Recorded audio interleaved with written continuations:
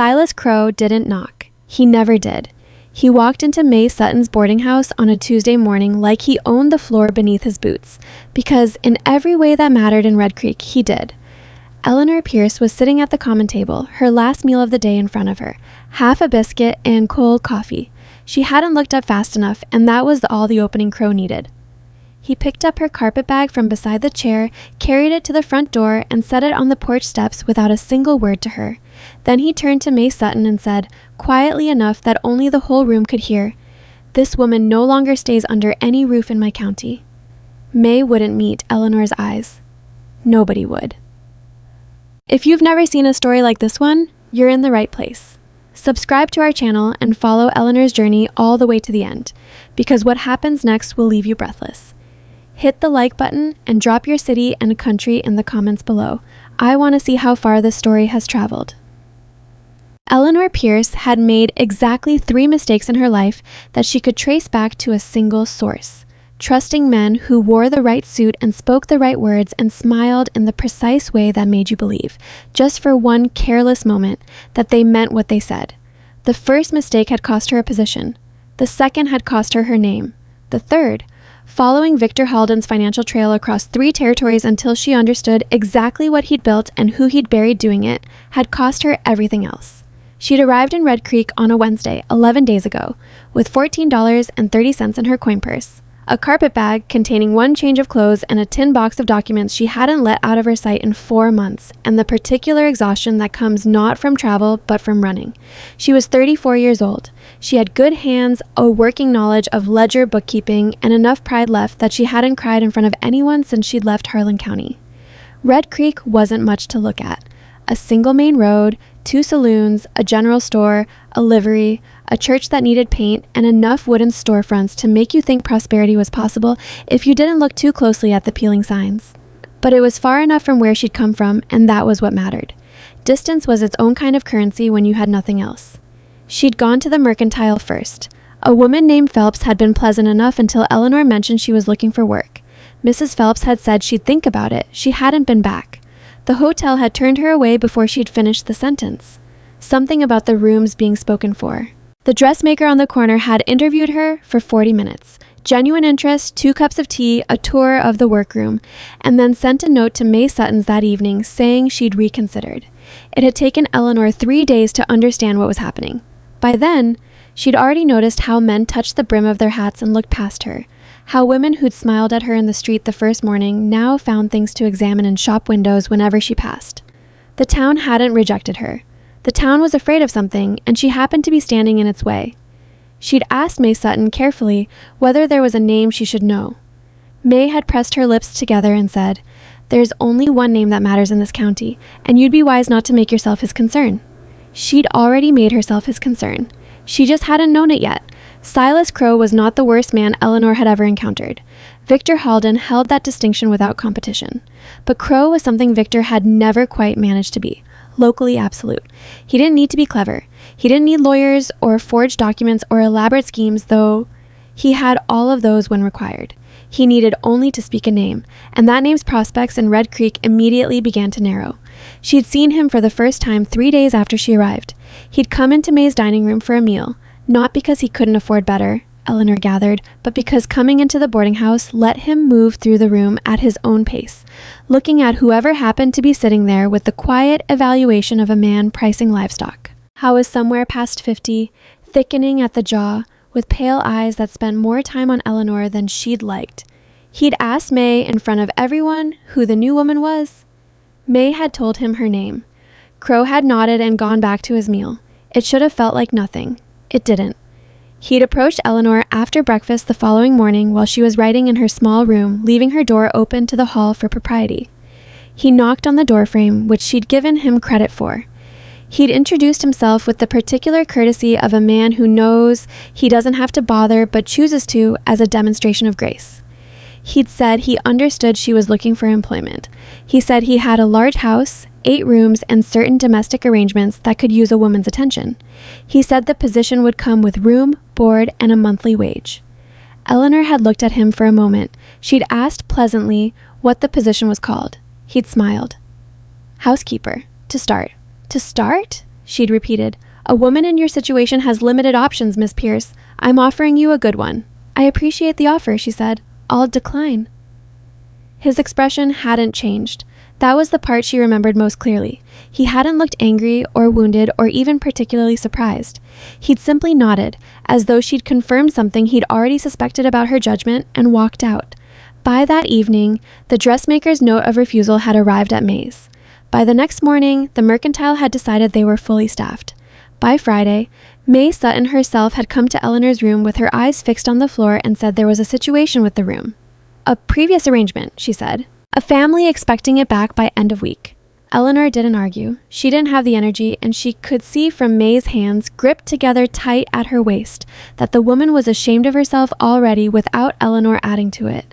She'd found a room at the hotel, paid for 3 nights with the coins she could spare, and spent those 3 days walking every street in Red Creek looking for any work Silas Crowe had not yet had the opportunity to close.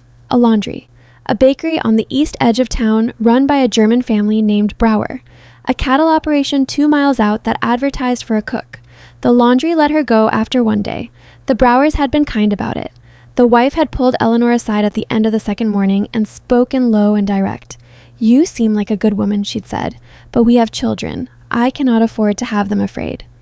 Eleanor had thanked her. She'd meant it. The cattle operation sent word that the position had been filled. It was Tuesday now. May Sutton, driven by something Eleanor could only guess at, guilt or a visit she hadn't been present for, or simply the end of whatever patience she'd been using to hold the situation, had led her back for 2 nights. And this morning, Crowe had walked in, picked up her bag, set it on the porch, and made it clear that the 2 nights were over. Eleanor stood on the porch of May Sutton's boarding house with her carpet bag at her feet and 14 cents left in her purse and looked at the street. There was nowhere to go. She wasn't being dramatic about that. She'd done the accounting in her head 3 times, the way you do when you're trying to find a number that isn't there. She had no work, no room, no credit with any merchant in town, no contacts in any nearby settlement, and not enough money to book passage out. She had the tin box of documents she'd been protecting for 4 months, which was worth everything to everyone, except the people who currently held the power to act on them, and those people were nowhere near Red Creek. She sat down on the porch step because she'd learned from experience that there was a particular kind of exhaustion that would take your legs out from under you if you gave it any encouragement, and she'd rather sit down on her own terms than fall down on someone else's. She was not going to cry. She'd made that decision a while back, and she was sticking to it. A woman named Clara something. Eleanor had seen her at the general store, a sharp-faced woman with 2 small boys always at her hip, cross the street when she saw Eleanor sitting there. Not out of hostility, out of fear. That was somehow worse. Eleanor watched the street for a while. A wagon rolled past. A dog investigated the far corner of the building and lost interest. The morning moved at its own pace, indifferent to her situation. She was trying to decide whether to start walking in some direction, any direction, when she became aware that someone was standing near the bottom of the porch steps. He wasn't what she expected, though she wasn't sure what she'd been expecting.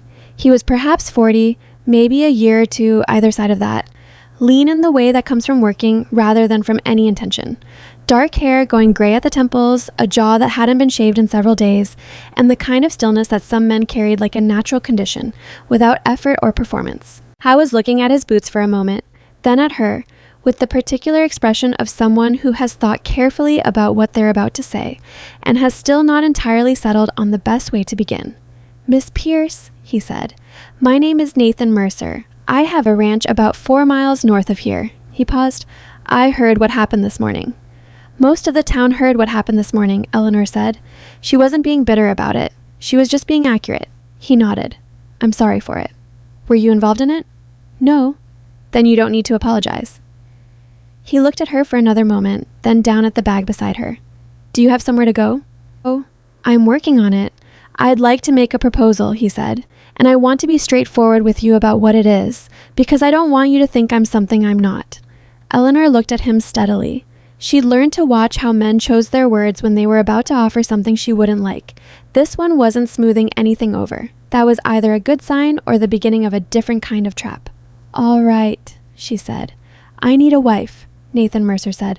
"Not permanently. For a set period, probably 6 months, possibly less, depending on how certain legal matters resolve.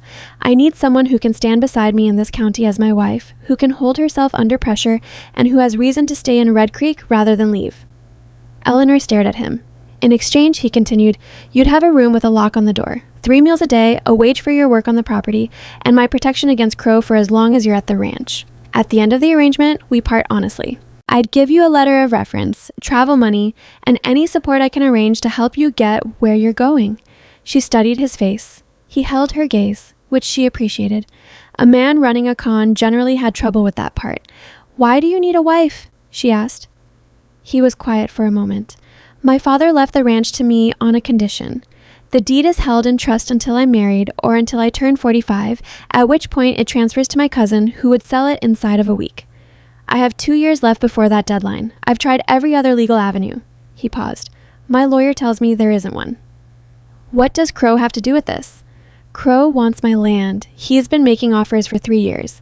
If he finds out the deed situation, he'll move on my cousin directly, and that'll be the end of it. Nathan looked at her. A married man has legal standing that I currently don't, and a man with a wife who isn't afraid of Silas Crow has a different position in this community than a man standing alone. Eleanor thought about that. You think I'm not afraid of Crow? I watched what you said to him, Nathan said, 3 days ago, outside the mercantile. She told Crow, quietly but without any softening, that she knew what he was doing and that she found it unimpressive. She had not been feeling particularly brave at the time. She had mostly been angry. That wasn't courage, she said. That was stubbornness. In my experience, Nathan said, they look the same from where the other person is standing. Eleanor looked at her carpetbag, looked at the street, looked at Nathan Mercer, who was standing at the bottom of May Sutton's porch steps, making her an offer she would have called impossible an hour ago. She thought about Victor Halden and the documents in her tin box. She thought about the 4 months she'd spent moving from town to town, working 2 weeks here and 3 weeks there, always one step ahead of the slow, grinding machinery of Victor's influence.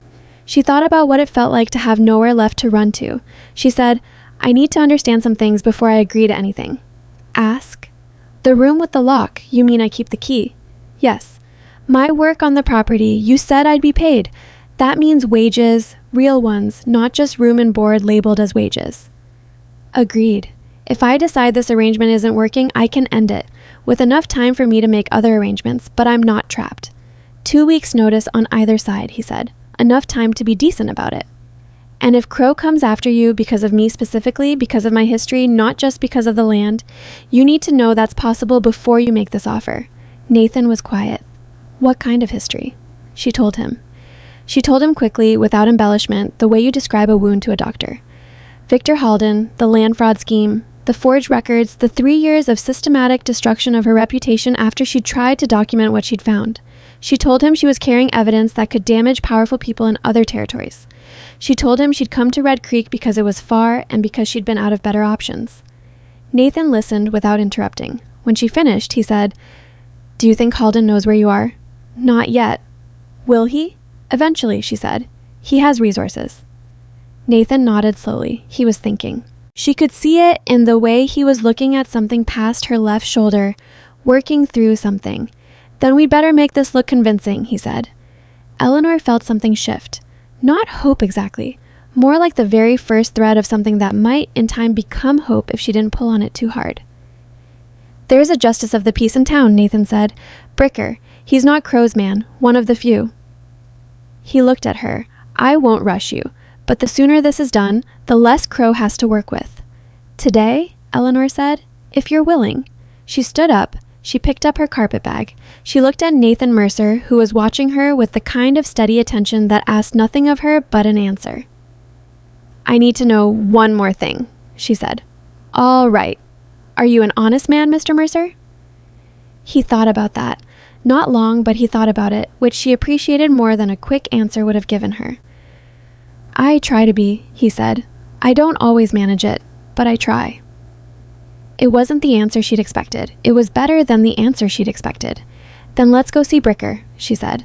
They walked to the Justice of the Peace's office on the east end of town. Not side by side exactly, but close enough that people who saw them registered the pairing. Eleanor noticed how Nathan set his pace to hers without making it obvious that he was doing it. She noticed he didn't touch her arm to guide her, didn't speak at her, didn't fill the silence with performance. He simply walked. Bricker was a small man in his 60s with ink-stained fingers and the air of someone who had spent decades watching people come through his door in complicated circumstances and had long since stopped being surprised by any of it. He looked at Eleanor, and then at Nathan, and then at Eleanor again. "Witnesses?" he said. "Do we need them?" Nathan asked. "It's legal without," Bricker said. "More solid with." He thought for a moment, then went to his door and called out to a woman in the building across the alley. She came over, still holding a dish towel. Bricker collected his clerk from the back room. That was sufficient. The ceremony took 11 minutes. Eleanor had been married once before, briefly, to a man named Pierce who had been kind and then sick and then gone, all within 2 years. She'd kept his name because it was hers by then, and she hadn't had the heart to go back to what she'd been before him. She'd thought she knew what a marriage ceremony felt like from the inside. The particular quality of the air, the way the words landed. This was different. There was no pretense of romance and no grief either. There was only the clean transaction of two people making a specific agreement in front of witnesses, and a strange quietness in her chest that she couldn't entirely account for. When Bricker said Nathan could kiss the bride, Nathan glanced at her briefly, and she gave a small nod, and he pressed his lips to her cheek for a half second and stepped back. "Congratulations," said the woman with the dish towel. "Thank you," Eleanor said. They walked back out into the street as Mr. and Mrs. Nathan Mercer. "Your things are at May's?" Nathan asked. "My bag is on her porch, that's all there is." He looked at the bag and then at her. He looked like he was going to say something about it and then decided against it. They retrieved the bag. May Sutton watched from her front window. Eleanor didn't look back. Nathan had a horse and a wagon waiting at the livery. He helped her up without making a production of it. They drove out of Red Creek, heading north on a road that turned to packed dirt after the first half mile, passing through land that was flat and brown at the edges and still stubbled from the previous season's grass. Eleanor held her carpet bag on her lap and watched the town grow smaller behind them.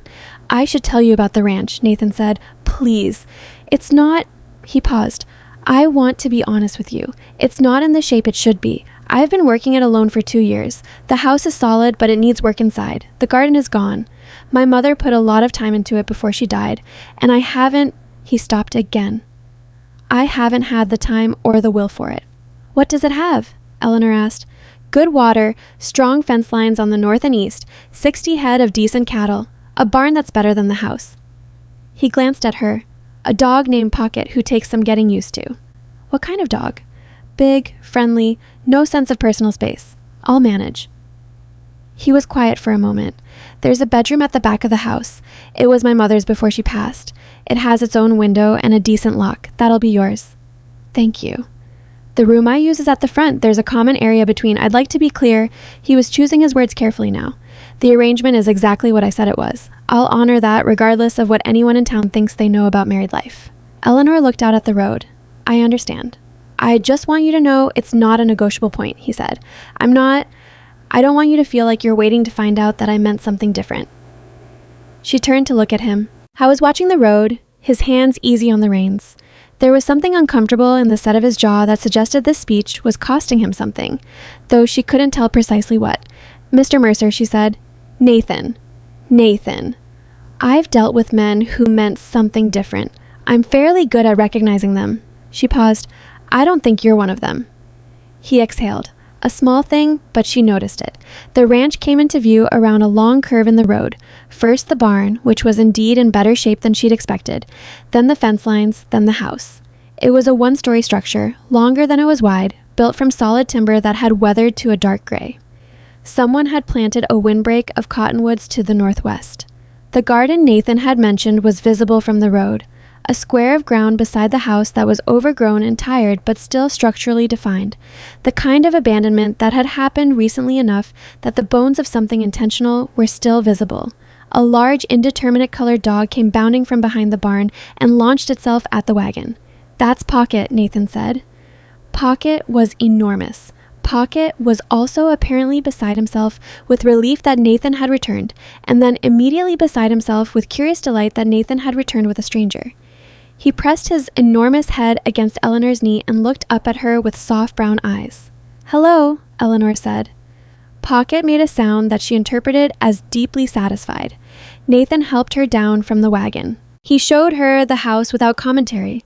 The front room with its stone fireplace, the kitchen with its cast iron stove, the narrow hall, and finally the back bedroom with the window that faced east and the iron lock on the door. There was a bed, a washstand, a bureau, and a wooden chair. It was plain and clean and had a quality of being genuinely hers in a way that no room she'd occupied in the past 3 years had managed. "I'll bring you linens," he said from the doorway. "Thank you." He started to go, stopped. "There's a pump in the kitchen that works. Supper's usually around 6. I can manage tonight. You shouldn't have to." "I'll cook," Eleanor said. He looked at her. "You don't have to." "I know I don't." She set her carpet bag on the bureau. "I'm going to need to understand this kitchen regardless. I'd rather start now than later." He looked like he wanted to argue and thought better of it. They ate at the kitchen table at 6:15. Nathan had clearly been living on the simplest possible food. There was dried meat, beans, hardtack, and very little else. Eleanor had made do with what was there, adding water and salt and whatever judgment she could apply to produce something that was at least warm and coherent. They ate without much conversation. The dog sat under the table and conducted himself with the dignity he clearly felt the occasion required. "I'll need to go into town tomorrow," Eleanor said, "for supplies." "I'll take you. I can manage." "Going into town together," Nathan said, "is part of the arrangement. It needs to look like a marriage." She'd forgotten that, for a moment. She'd been thinking about the kitchen and what needed to be in it. "Of course," she said. After supper, she washed the dishes in a basin while Nathan went out to see to the horses. She stood at the kitchen window looking out at the last of the light over the flatland, thinking about the day she'd had, which was one of the stranger days in a period of notably strange days. She was married. She was married to a man she'd met that morning. She was in a house 4 miles outside a town where a powerful man had decided she was his enemy, and she was carrying documents that could destroy someone even more powerful, and her entire plan for her immediate future was to hold a false marriage together long enough to... She stopped. She thought, "You have a locked door. You have a key. You have supper in your stomach. You have tomorrow." That was enough to work with. She heard Nathan come back through the front door. She heard his boots on the floor, the creak of a chair in the front room. After a while, she heard him moving around. After another while, the house went quiet. Eleanor dried her hands. She went to her room. She locked the door. She opened her carpet bag and took out the tin box and set it on the bureau. She had looked at the contents so many times she could have recited them by memory, but she opened the lid anyway and checked each piece of paper, the way you check that a wound is still where you left it. Letters, copies of deeds, account ledgers, 3 pages in Victor Halden's own hand that she'd managed to copy in the 40 minutes she'd had access to his office files, and a list of names, 11 of them, that represented 11 families whose land had been taken by methods so precisely designed to be untraceable that no one had yet found the thread that connected them. She had the thread. She'd been carrying it for 4 months. She just hadn't found anyone with the authority to pull it. She closed the box. She set it on the bureau. She changed into her sleeping clothes and sat on the edge of the bed and listened to the quiet, which was a different quality of quiet than she'd had in any boarding house or hotel room in years. It was deep and empty and very still, broken only by wind against the east window and, somewhere outside, the distant movement of cattle. She lay down. The mattress was better than it had any right to be. She thought about Silas Crow and how he'd looked at her the morning he'd come to Maze, the particular expression of a man who has decided something and is only waiting for events to catch up to his decision. She thought about Nathan Mercer's voice when he'd said, "I try to be," and the honest discomfort with which he'd made that admission. She thought about the garden she'd seen from the road, the bones of something intentional. She would look at it tomorrow. In the daylight, she'd have a better sense of what had been planted there once and what it would take to bring it back. It was a small thought, almost irrelevant given everything else, but she fell asleep with it, and it was the last thing in her mind when she went under, and in the morning when she woke up to the unfamiliar sound of a ranch at first light, the cattle, the dog, a door, Nathan's quiet footsteps across the kitchen. She found, to her surprise, that she was still holding it. The first week at the Mercer Ranch had a rhythm to it that Eleanor hadn't expected to find so quickly. She woke before Nathan most mornings, built up the kitchen fire, and had coffee ready by the time she heard his boots on the floor. He didn't comment on this. She didn't make anything of it. They fell into the practical business of living in the same space with the quiet efficiency of 2 people who were both accustomed to managing alone and had decided, without discussing it, that cooperation was simply more sensible than the alternative. The work was real. That was the first thing she'd understood about the arrangement. Nathan hadn't been performing helplessness when he'd said the ranch needed attention. The kitchen was functional but grim, lacking in half the provisions a working household required. The garden was salvageable, she determined on that first morning, though it would take weeks. The root cellar had been neglected long enough that she spent an entire afternoon clearing it out, dragging things into the light to determine what was still useful and what needed to be buried. Nathan came to check on her progress once, looked into the cellar, looked at the pile she'd accumulated, and said nothing. He handed her a pair of work gloves and went back to the fence he'd been mending. She appreciated that. The absence of commentary was its own kind of respect. By the third day, she'd begun understanding the layout of the land, which pastures Nathan ran the cattle through and in what rotation, where the water situation was good and where it was not, which of the fence lines were holding and which were provisional at best. She'd learned this partly from watching and partly from asking, and Nathan had answered her questions with the directness she was coming to recognize as native to him. He didn't explain things in the way men sometimes did when a woman asked about a ranch. He didn't simplify or perform patience. He answered what she asked and assumed she'd follow it. On the fourth morning, when she pointed out that the south fence had a section that was going to fail before the season turned, he'd looked at her for a moment and then said, "I know. I've been putting it off." He paused. "I'll get to it this week." "I can help," she said. "You know fence work?" "I know enough to hold wire." He'd nodded, and 2 days later they'd spent an afternoon on the south fence together, and she'd held wire and handed tools, and he'd worked without talking much, and it had been the most uncomplicated 4 hours she'd spent in months. Pocket had decided she was acceptable by the second morning. By the fourth, he had transferred his primary loyalty to her in the particular way of dogs who find someone willing to acknowledge their existence before dawn. Nathan had watched this development with an expression she couldn't entirely read. "He's never done that," Nathan said one evening, watching Pocket arrange himself under Eleanor's chair at the kitchen table. "Done what?" "Picked someone." Eleanor looked down at the dog. "He has good judgment," she said. Nathan's mouth curved slightly. "I'll pass that along."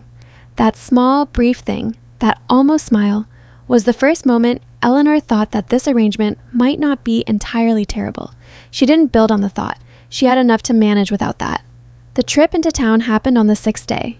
Nathan had hitched the wagon before she'd finished her breakfast, and they rode into Red Creek together in the early morning with a list Eleanor had written out the night before. She'd dressed carefully, not to impress, but because she understood that appearances were part of the work, and she was nothing if not competent about the work in front of her. The effect of their arrival was immediate and visible. She watched the word move through the street before they'd tied the horse. A shift in the way people stood, the way eyes moved, the particular quality of a small town registering new information and beginning to process it. Mrs. Phelps at the Mercantile stared at Eleanor's hand where it rested on Nathan's arm as they walked through the door, and her expression moved through surprise and discomfort and something that might have been reluctant admiration, all in about 3 seconds. Nathan bought what was on the list without excess explanation. Eleanor moved through the store making her own selections with the ease of someone who knew exactly what she needed, which she did. When Mrs. Phelps said, carefully, "I didn't know you two knew each other," Nathan said, equally carefully, "We were introduced last week," and left it at that. On the way out, they passed a group of men near the livery. One of them, a thick-necked man Eleanor had seen near Crow before, watched them with undisguised attention. Nathan returned the look without hurrying past, and Eleanor kept her pace steady and her chin level. It was a performance, but it was a good one. In the wagon on the way back, Eleanor said, "He'll tell Crow." "Yes." "How long before Crow responds?" Nathan thought about it. 2 days, maybe 3. "He'll want to confirm it first, then decide how to approach it." "And how will he approach it?" "I don't know yet." He glanced at her. "He might be direct, or he might try to work through someone else first. He tends to test things before he commits to a position." Eleanor nodded. She'd seen that pattern before. Victor Halden had operated the same way. Always one layer of distance between himself and the actual pressure, so there was always a step between his comfort and any consequences. "When he comes," she said, "let me do some of the talking." Nathan frowned slightly, not with objection, more with consideration. "You think that's wise?" "He expects you to handle it," she said. "If I speak, it changes the dynamic. Men like Crow don't adjust quickly when a variable behaves differently than they've planned for." He was quiet for a moment. "All right," he said. "But if he gets aggressive, you can take over." She looked at the road. "I'm not asking to manage the whole thing. I'm asking for the first 5 minutes." "Fair enough," he said. Crow came on a Thursday. Not to the ranch. He sent word through Bricker, which was itself a statement. An invitation to meet for a business discussion at the hotel dining room in town, extended to both of them, framed in the language of courtesy, so precise it was nearly threatening. Nathan had read the note twice and handed it to Eleanor without comment. "We should go," she said. "I know. It means he's not sure of his footing yet. If he were, he'd have come to the ranch." Nathan looked at her. "How do you know that?" "Because men who are sure of their position invite people to come to them," she said. "Men who are still calculating ask for neutral ground." They went on Friday morning. The hotel dining room was half empty at that hour, which meant whoever was there would be watching. Crow was at a corner table with one man beside him, younger, sharp-faced, who Eleanor took to be a lawyer from the quality of his coat and the specific way he positioned himself slightly behind and to the side, like a tool waiting to be picked up. Crow rose when they approached. He extended his hand to Nathan, who shook it. He nodded to Eleanor with an expression that managed to convey both acknowledgement and assessment simultaneously. "Congratulations seem to be in order," Crow said. "Thank you," Nathan said. They sat. Crow ordered coffee for the table without asking. The lawyer opened a leather folder and then closed it again, which Eleanor recognized as a staging gesture, a prop deployed to signal that documentation existed, without yet deploying it. "I'll be direct," Crow said. "I've had an interest in the Mercer land for some time, as you know, Nathan. I'm here because I want to make a clean offer and have it heard properly." He looked at Eleanor. "And because I understand your wife is a woman of practical mind." "She is," Nathan said. "Then she'll appreciate a straightforward number." Crow named a figure. It was a reasonable number for the land's surface value. It was roughly half what the water rights alone were worth. Eleanor said, "That's a generous offer for the parcel east of the creek." Crow looked at her. "That's an offer for the entire ranch." "I must have misread the boundary survey," she said pleasantly. "The one from the territorial office. The one that establishes the western boundary at—" She named a point that encompassed substantially more acreage than Crow's offer implied he was valuing. There was a pause. The lawyer shifted in his seat. "You've reviewed the survey," Crow said. His voice was even, but something behind his eyes recalibrated. "I find it useful to understand what we have," Eleanor said. "Don't you?" Nathan said nothing. He was watching Crow the way a man watches a situation he has handed to someone else and trusts enough not to interfere with. Crow recovered. "The offer stands for the full parcel. I may have been imprecise about the figure." He named a higher number. "Still low for the water rights," Eleanor said, "but I appreciate the revision." Crow looked at her for a long moment. He wasn't angry. She'd expected anger and gotten something more unpleasant instead, which was the focused attention of a man who has encountered an unexpected obstacle and is deciding how to classify it. "You're not from Red Creek," he said. "No." "Where are you from?" "Several places," she said. "I've traveled." Eleanor came from Harlan County, Nathan said, which was true and committed them to nothing further. Crow nodded slowly. "I'll put together a revised proposal," he said, "something that reflects the full value as you understand it." He folded his hands on the table. "I find it useful to do business with people who know what they have. Less room for misunderstanding later." "We appreciate that," Eleanor said. They left the meeting 40 minutes later with nothing agreed and nothing refused. On the walk back to the wagon, Nathan was quiet until they were clear of the hotel's windows, and then he said, low, "Where did you learn to do that?" "Do what?" "Name specific legal language without sounding like you were threatening anyone." Eleanor climbed up to the wagon seat. Victor Halden had a habit of discussing his methods when he thought the person he was talking to wasn't paying close attention, she said. "I paid close attention." Nathan got up beside her. He looked straight ahead for a moment, then he said, "You rattled him." "I gave him information he didn't have," she said. "That's not the same as rattling someone. He'll come back with a better offer and use the time between now and then to find out everything about me that he can." Nathan's jaw tightened. How much will he find? "About me, personally, not much that I haven't already told you." She paused. "About Victor Halden and my history with him. That depends on who Crow knows and how far his reach goes." They drove north in quiet for a while. The land flattened out past the edge of town, and the sky was wide and pale blue above the brown grass, and somewhere to the west, a hawk was working a thermal in patient circles. "You should know something," Nathan said. She looked at him. "My cousin, Thomas, he's not a bad man, but he's got debts, and Crow knows it." He paused. Crow's been talking to Thomas for about 2 months. I found out last week. Eleanor thought about that. Does Thomas know about the deed condition? He knows the land comes to him at 45. He doesn't know why. Nathan's hands were tight on the reins, not from any crisis in the driving, but from something he was working through. Thomas wouldn't go to Crow directly, but he might accept help paying a debt, not thinking about what came attached to it. Then we need to settle the deed situation before Crow settles Thomas's debt for him, Eleanor said. That's what I've been thinking. Your lawyer, the one who told you there was no other legal avenue. Greer, he's out of Millfield. Has he been wrong about cases before? Nathan hesitated. He's a good lawyer. That's not what I asked? Another pause. There was a property case 2 years ago. He told a family there was no claim. They found another lawyer who found a claim. He said this carefully, like someone setting down a thing they didn't entirely want to be holding. Then we should get a second opinion, Eleanor said. Someone who doesn't know Crow and doesn't owe him anything. Nathan looked at her. You know a lawyer like that?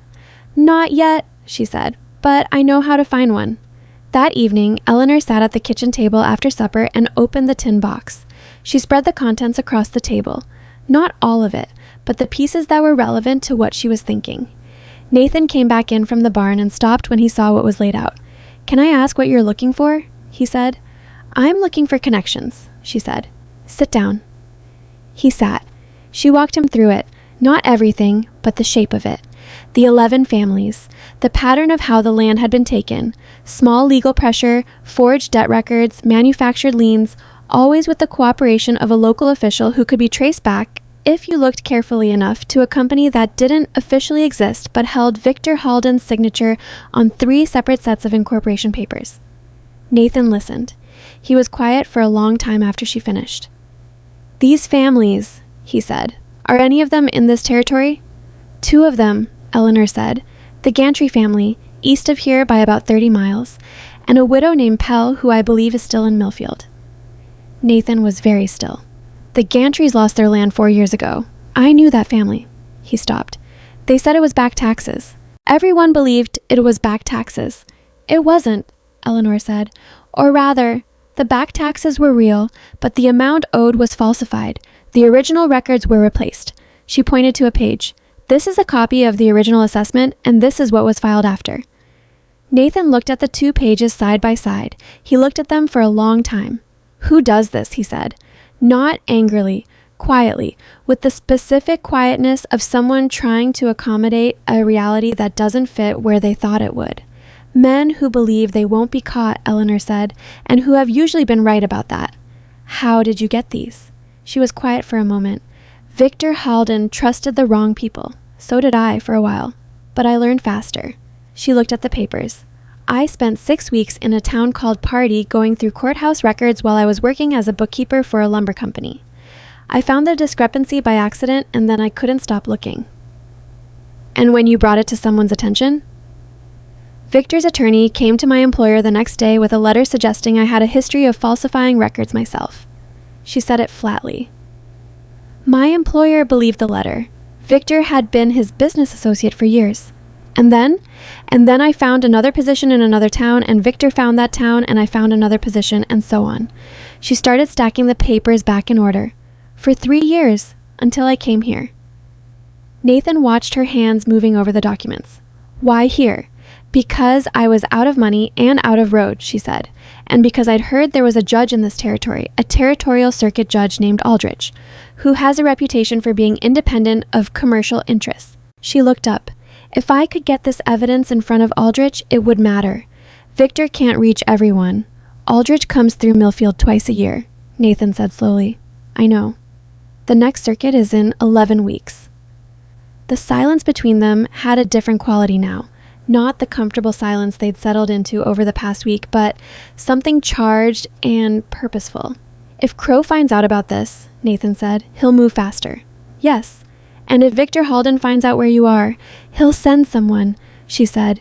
He won't come himself. He never does. She closed the tin box. That's why we need to move before either of them gets the information they're working toward. Nathan leaned back in his chair. He rubbed a hand across his jaw. The stubble had come in properly by now, dark with gray at the edges, and it made him look older than 40, or perhaps just more worn. When you came to this marriage, he said, you weren't just looking for shelter. No, she said. I was looking for a position that wasn't temporary, something that would give me enough stability to stay in one place long enough to do this properly. She met his eyes. I told you about Victor before we married. I told you there was risk. You did. He wasn't accusing her. He was working through something. If you want to renegotiate the terms of what we agreed to, she said carefully, I understand. This is bigger than I made it sound. Or, not bigger, but more immediate. Nathan was quiet for a long moment. Then he said, I knew there was a reason Crow wanted my land badly enough to spend 3 years on it. I just didn't know what it was. He stood up. The water rights on my north pasture, you've seen the creek. It's a strong source, she said.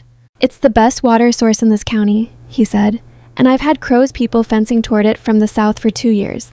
I thought it was just greed. He looked at the tin box. Is there anything in there that connects Crow to Halden? Eleanor paused. Not directly. Not yet. But you think there's a connection? I think the methods are too similar to be coincidence, she said. And I think a man like Victor Halden doesn't operate in isolation. He needs local infrastructure, someone with political relationships, someone who controls access to county records and local officials. Nathan looked at her steadily. If Crow and Halden are working together, then they'll both move when they realize what I have, Eleanor said, and they'll move hard. How long do we have before they know? Crow already suspects something. He watched my face today when I mentioned the boundary survey. She thought about it. A week, maybe 10 days if we're careful. Nathan nodded. He looked at the box. He looked at Eleanor. He looked like a man who had made a decision several hours ago and was only now finishing the process of understanding what it meant. I'm going to ride to Millfield tomorrow, he said. There's a man there, Arthur Vane. He handled a land case for my neighbor before Greer did. He's not connected to anyone Crow knows. You trust him? I trust that he beat Greer in that property case, Nathan said. That's enough for now.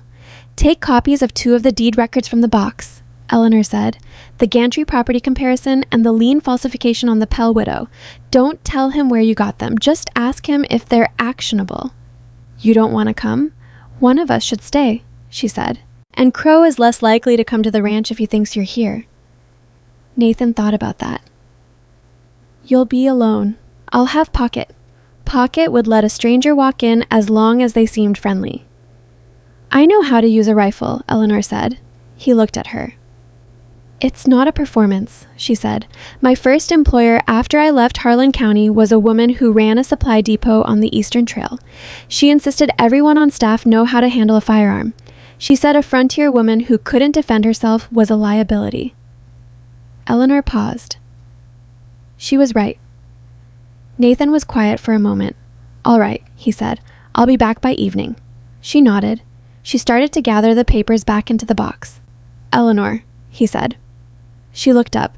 He was standing by the door to the hall, and there was something in his expression she hadn't seen from him before. Not exactly awkward, more like he was choosing a word from a limited selection and none of them quite fit. I'm glad you came here, he said, even with all of it. It caught her off guard. She wasn't sure what she'd expected him to say, but it wasn't that, and the directness of it landed somewhere she hadn't been prepared for. Thank you, she said. He nodded and went down the hall. Eleanor sat alone at the table with the tin box under her hands and listened to the ranch settle into its night sounds. The cattle, the wind off the flats, Pocket rearranging himself by the stove. The lamp burned low. She thought about Arthur Vane in Millfield and the Circuit Judge Aldrich, and 11 families whose land had been taken through methods so clean and so practiced that no one had ever found the single thread connecting them. She had the thread. She'd always had the thread. What she'd needed was someone to hold the other end while she pulled. She hadn't expected to find that in Nathan Mercer. She hadn't expected a great many things about this particular week, and she was doing her best not to make too much of any of them, because making too much of things that might not last was a habit she'd broken before at considerable personal cost and had no intention of taking up again. But she sat at the table a while longer than she needed to before she put out the lamp and went to bed. Nathan left before dawn. He didn't wake her, but she heard the horse going out, and she lay in the gray dark of her room for a few minutes before getting up. She built the fire, made coffee, and took her cup to the doorway of the house, and stood looking at the flat land going pale with morning light. Pocket pressed against her leg, warm and heavy and completely certain that this moment required his presence. She drank her coffee. She thought about the south fence they'd mended together, and the kitchen she'd been slowly turning into something functional, and the garden beside the house that she'd started clearing 2 days ago, pulling dead growth, working through the soil to see what was still alive underneath, what had survived the season of neglect and was only waiting for someone to notice it. There was more alive than she'd expected. She put down her cup and went to get her work gloves. She spent the morning in the garden, working steadily in the thin morning warmth. She wasn't thinking about Victor or Crow or the circuit judge. She was thinking about what she was doing with her hands, which was the particular relief of physical work, that it crowded everything else to the edges temporarily and let the middle of your mind breathe. Around mid-morning, she heard a horse on the road. She straightened up. Pocket had gone alert beside her, not bristling, but focused. It wasn't Nathan's horse. The animal coming down the road toward the ranch gate was a gray, and the man on it was not Nathan. He was thin and pale, well-dressed in the way of someone who spent money on clothes as a signal, and he was looking at the ranch house with an expression that Eleanor recognized. She'd last seen that expression on a man named Calder, who worked for Victor Halden and had a gift for finding people who didn't want to be found. She didn't move quickly. Moving quickly was how you telegraphed that you'd recognize someone. She took off her work gloves and walked toward the house at a normal pace, the pace of a woman going inside to check on something, and by the time the man had reached the gate and called out a greeting, she was in the kitchen doorway. "Mrs. Mercer?" he called. She stepped out onto the porch. She did not recognize him personally. That didn't mean anything. "Yes," she said. "I'm looking for the Mercer Ranch," he said, which was odd because he was clearly at it. "A friend suggested I stop by, said Mr. Mercer might be interested in a business proposal." "My husband is out today," she said. "You're welcome to come back when he's here."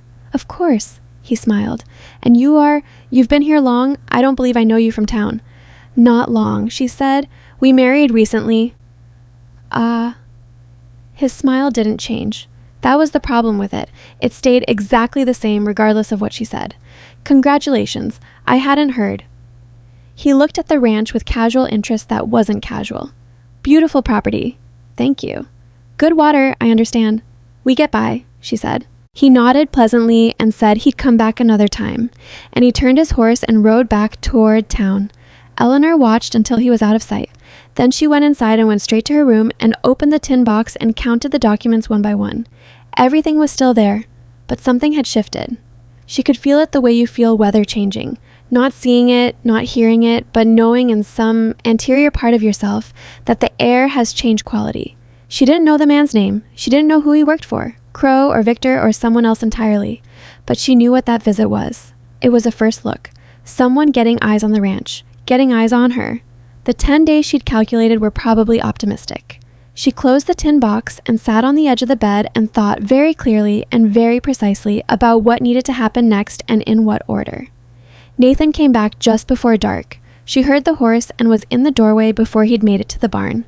He came to the house still carrying the smell of road dust, and she told him about the visitor before he'd gotten his coat off. He listened.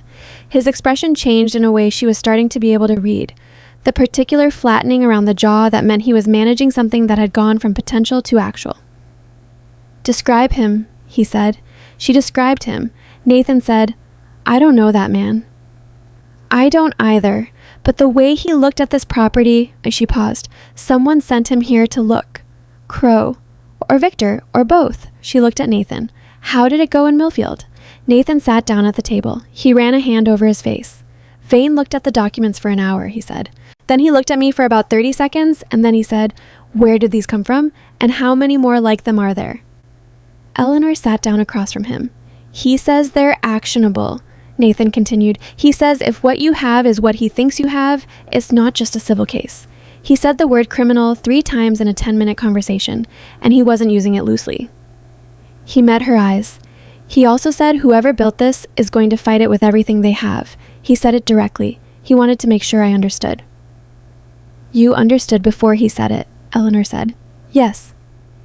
Nathan was quiet for a moment. He's willing to take it. He wants to see the full set of documents, and he wants to know if any of the original families are still reachable. Eleanor thought of the Gantry family, 30 miles east. She thought of the widow Pell in Millfield. She thought of the 11 names on her list and how many of them might still be in this territory, and whether, after everything they'd been through, they would be willing to stand up and be counted. "They will be," she said. She said it with more certainty than she entirely felt, because this was one of those moments when certainty was the only thing that held the shape of what you were building. Nathan looked at her for a long moment. "All right," he said. "Then we start tomorrow." Outside, the wind was picking up from the northwest. Pocket moved from the door to the stove and back again, unsettled by something in the air. The lamp threw its familiar circle of light across the table, and the tin box sat between them like a small, significant weight. Tomorrow was already closer than it had been an hour ago.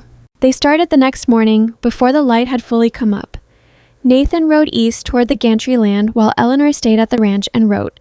She'd been writing for years. Careful, methodical notes organized in the margins of documents, cross-reference lists, dates matched to names, matched to figures. But this was different. This was preparing testimony, translating the contents of the tin box into something a judge could follow, something that didn't require 4 months of immersion to understand. She sat at the kitchen table with the lamp burning and worked through it the way she'd worked through the garden. Methodically, section by section, clearing the overgrowth until the structure underneath became visible. Pocket lay under the table and occasionally pressed his head against her ankle, checking. She wrote for 3 hours without stopping. When she finally put the pen down and flexed her hand, she had 12 pages of organized narrative connecting the 11 families to the shell company, bearing Victor Halden's signature, with the forged records annotated in the margins and the names of the officials who had signed them listed in chronological order. It was the clearest version of the truth she'd ever managed to put on paper. Looking at it made her chest tight in a way she couldn't entirely account for. Not pride exactly, more like the particular ache of something that had been carried a long time finally being set down somewhere solid. She made herself eat. She checked the south fence from the porch. She went back to the garden for an hour, pulling the last of the dead growth from what she'd now identified as a kitchen herb section. There was sage still coming up through the neglect, tough and fibrous, and something that might be time if it got enough water. Nathan came back at midday with a man she didn't recognize. He was older than Nathan by 20 years, weathered to the color of creek-bottom clay, with a careful way of moving that suggested a body that had been through more than it advertised. He sat on the wagon bench beside Nathan with his hands loose on his knees, and when he looked at Eleanor on the porch, his eyes were the flat, steady brown of someone who had stopped being surprised by the world some time ago and had arrived at a kind of wary peace with that fact. "This is Earl Gantry," Nathan said. Eleanor came down the porch steps. She extended her hand, which he shook after a brief pause, the pause of a man who hadn't shaken many women's hands and was recalibrating. "Mr. Gantry," she said, "thank you for coming." "Nathan said you had something about my land," Gantry said. He wasn't hostile about it, but he wasn't comfortable either. "I've heard things about my land before. They've never led anywhere useful." "I know," Eleanor said. "I'd like to show you why." They sat at the kitchen table, the 3 of them, with the documents spread between them, and Eleanor walked Earl Gantry through the paper trail for his property. She did it slowly, and she watched his face as she went. It moved through several stages. Skepticism, confusion, the particular tightening that happens when skepticism starts to have trouble maintaining itself against evidence, and then something harder and quieter that settled in around his eyes. He pointed at the falsified assessment. "That's not what I signed." "No," Eleanor said. "The original is on the left. That's a copy I made from the county record before it was replaced. The one on the right is what the courthouse has now." Gantry looked at the 2 side by side for a long time. "Who changed it?" "The county recorder at the time was a man named Furlow. He resigned 6 months after your property was taken. He's currently working for a land management company in the Southern Territory." She paused. "That company has Victor Halden as a silent partner." Gantry said a word that Eleanor didn't respond to, because it was earned. "There are 10 other families with the same pattern," she said. "Yours is one of 11. "How did you get all this?" He was looking at her differently now, not suspicious exactly, but trying to place her, trying to understand what kind of woman sat at a table with this kind of paperwork and could explain it the way she was explaining it. "That's a long answer," she said. "The short version is that I used to work in a position that gave me access to financial records, and I found something I wasn't meant to find, and I've been trying to do something about it for 3 years. "And you came here." "I came here." Gantry looked at Nathan. "And you married her." "Yes," Nathan said, without elaboration, which was the right answer. Gantry looked back at Eleanor. "What do you need from me?" "Testimony," she said, "in front of a circuit judge named Aldrich, who comes through Millfield in 9 weeks. I need you to tell your story on record. What happened, in what order, who told you what you signed, and when." "I've told my story before," Gantry said, "to a county official who lost the notes. To a lawyer who took my money and dropped the case. To 3 different people over 4 years who all said they'd help and didn't. Eleanor met his eyes. I know, and I'm not going to tell you this is different because I can't make that guarantee. What I can tell you is that I have evidence that those people didn't, and that the lawyer handling this now, Arthur Vane in Millfield, has reviewed it and called it actionable. What I can tell you is that you're not the only voice, and I can tell you. She stopped. She said it plainly. I've been carrying this for 3 years. I've lost jobs and housing and my reputation over it. I'm not dropping it. The kitchen was quiet. The fire ticked in the stove. Gantry said, I'll think on it. That's all I'm asking, Eleanor said. Nathan drove Gantry home that afternoon. Eleanor stayed and kept writing. The next 4 days moved at 2 speeds simultaneously. The slow, physical pace of ranch work. The cattle, the fence lines, the garden, the steady maintenance of daily life, and underneath it, the fast, pressured rhythm of preparation. Nathan made 2 more rides, one to Millfield to deliver Eleanor's written summary to Arthur Vane, and one to a ranch south of town where he knew the name on Eleanor's list, a family called Briggs who had lost their water rights 3 years prior to a lien they'd never understood. The Briggs meeting did not go well.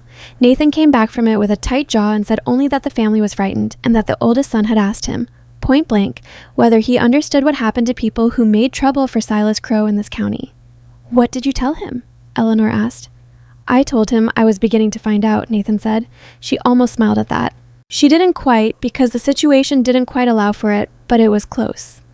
2 days after the Briggs visit, the first piece of direct pressure arrived. It came in the form of a letter delivered to the ranch by a boy from town. Official-looking envelope, the return address a law office in Millfield that neither of them recognized.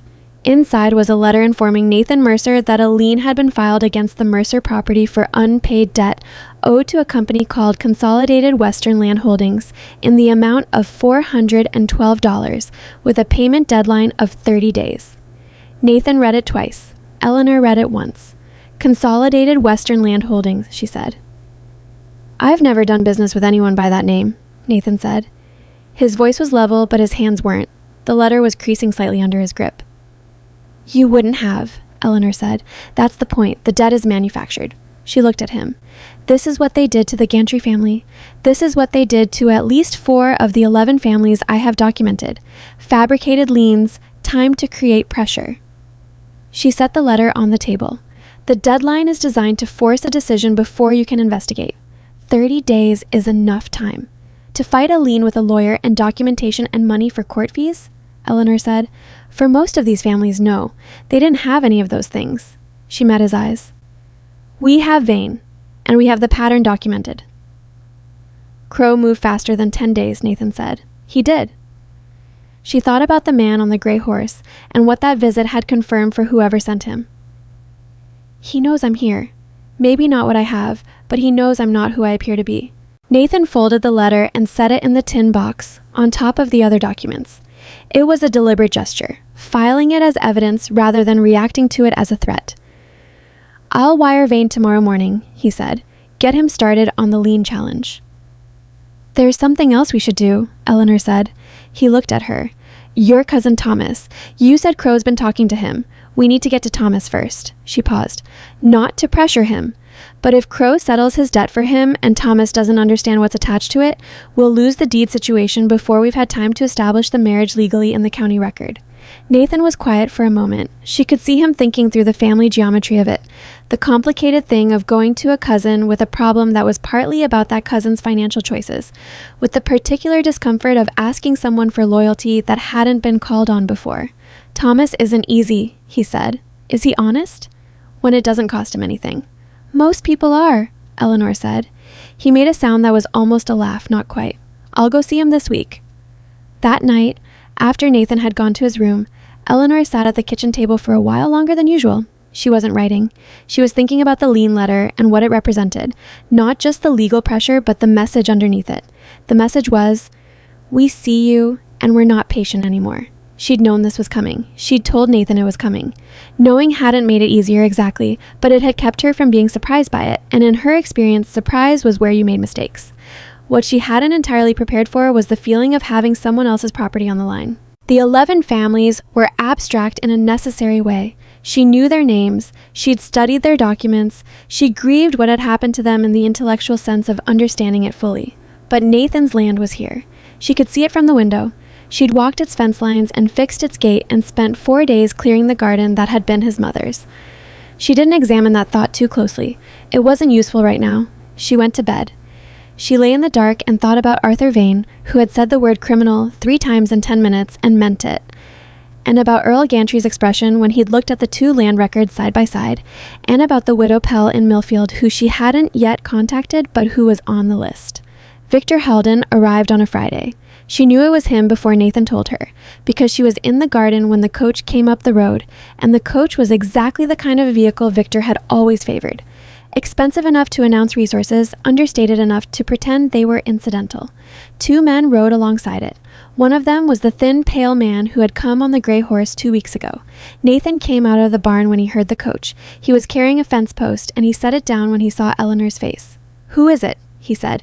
"Victor Halden," she said. The words landed between them like a rock in still water. Nathan looked at the approaching coach. He looked at Eleanor. "Are you all right?" "Yes." She pulled off her work gloves. "Don't let him read your face. He's very good at reading faces." "What does he want?" "He wants to assess the situation," she said. "He doesn't know exactly what I have, but he knows enough to come in person, which means he's worried." Victor doesn't do things in person when he's confident. She was already thinking through the conversation ahead, the angles of it, the terrain. He'll be charming, he'll be concerned, he'll frame everything as an attempt to help me. And his actual goal? To determine whether I'm a real threat or a nuisance he can swat away from a distance. She looked at Nathan. We need to let him think he already knows what he's dealing with. Underestimating people is his only consistent weakness. "How do we do that?" "Follow my lead," she said, "and trust me." He looked at her for one moment. A specific, direct kind of look that she'd learned in 3 weeks meant he was making a decision, not asking one. Then he said, "All right," and went to meet the coach. Victor Halden stepped out of it with the ease of a man for whom stepping out of expensive coaches was so routine it had become unconscious. He was perhaps 55, trim, with silver at his temples and the kind of careful grooming that communicates to certain audiences that a man takes the world seriously enough to present himself properly for it. His face was arranged in an expression of pleasant concern. "Nathan," he said, extending his hand as though they were old acquaintances. He'd done his research then. Nathan shook his hand. "Mr. Halden."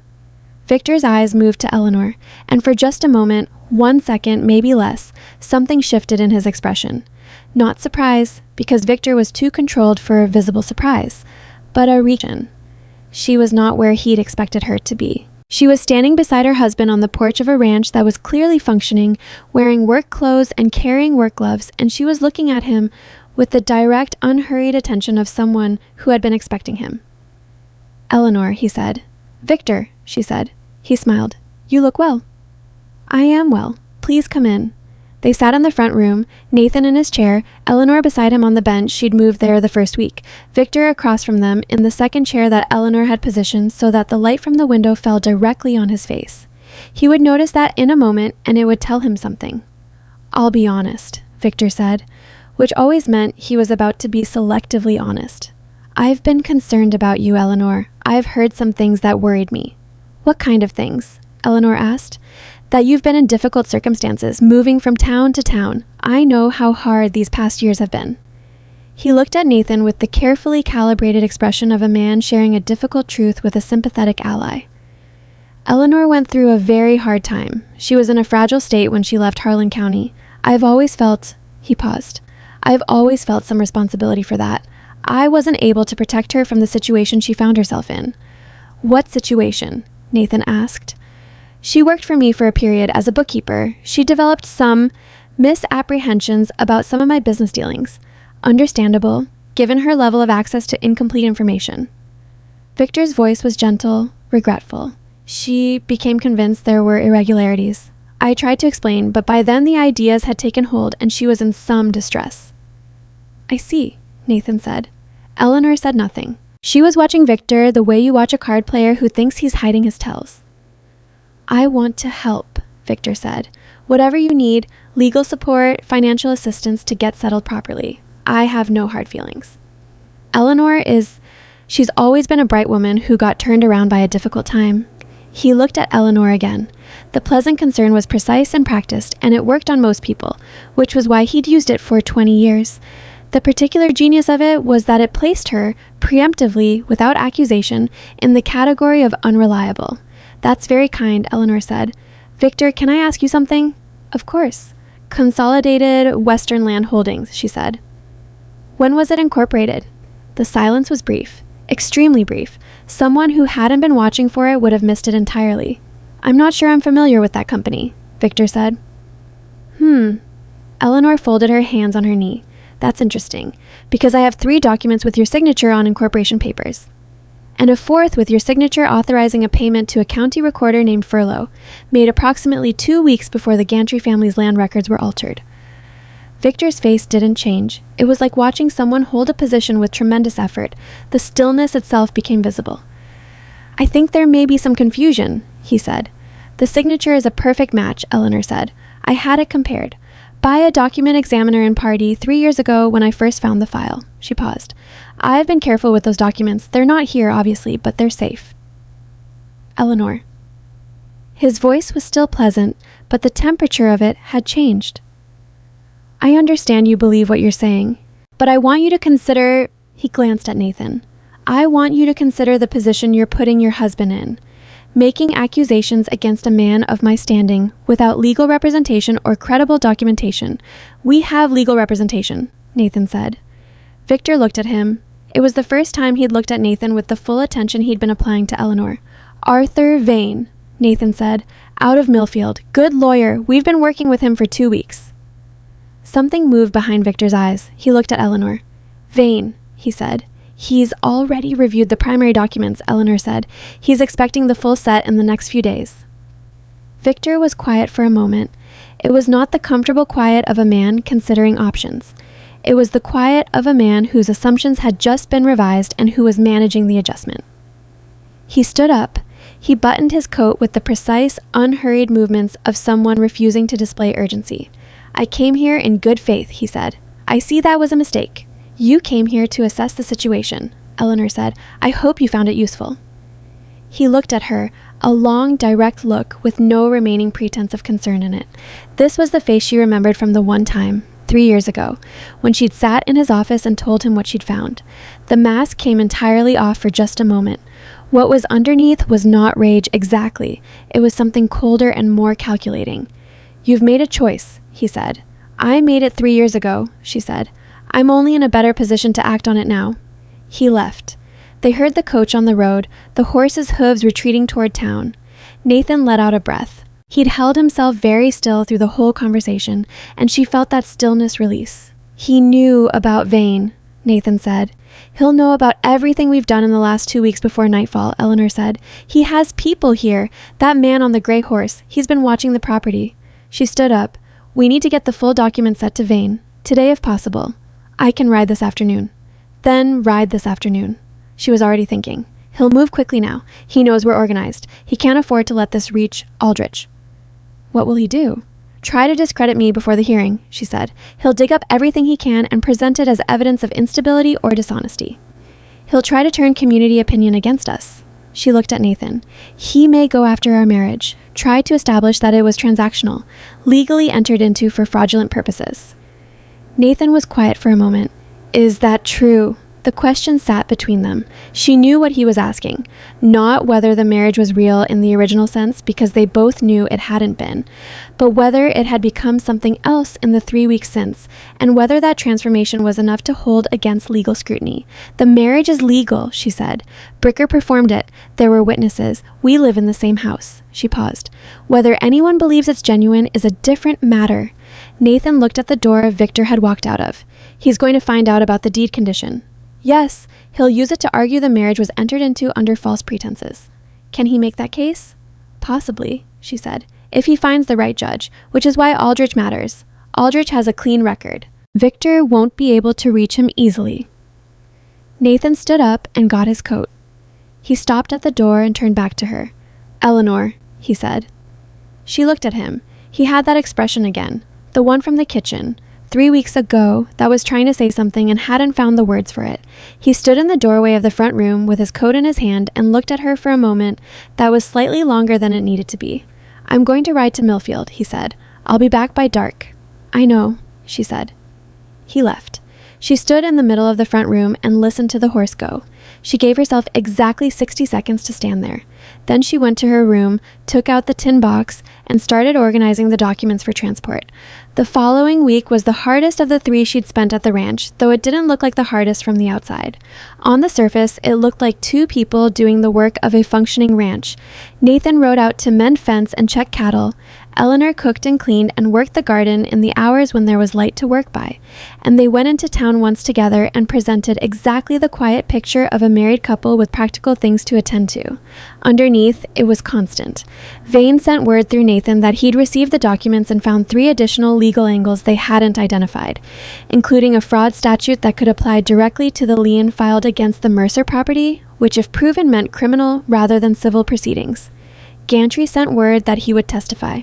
A woman named Clara Hensley, who was on Eleanor's list as an adjacent witness, not a primary victim, appeared at the ranch gate one afternoon having walked 2 miles from her farm, and she sat at Eleanor's kitchen table and told her a story about watching her neighbor's land taken that included a detail Eleanor hadn't known. She'd seen Crow's man at the county records office the day before the Gantry filing, and she'd told no one because no one had asked. "Will you say that in court?" Eleanor asked. Clara Hensley had 3 children and a farm that was barely holding, and a husband who had said, according to her, that getting involved would only make things worse.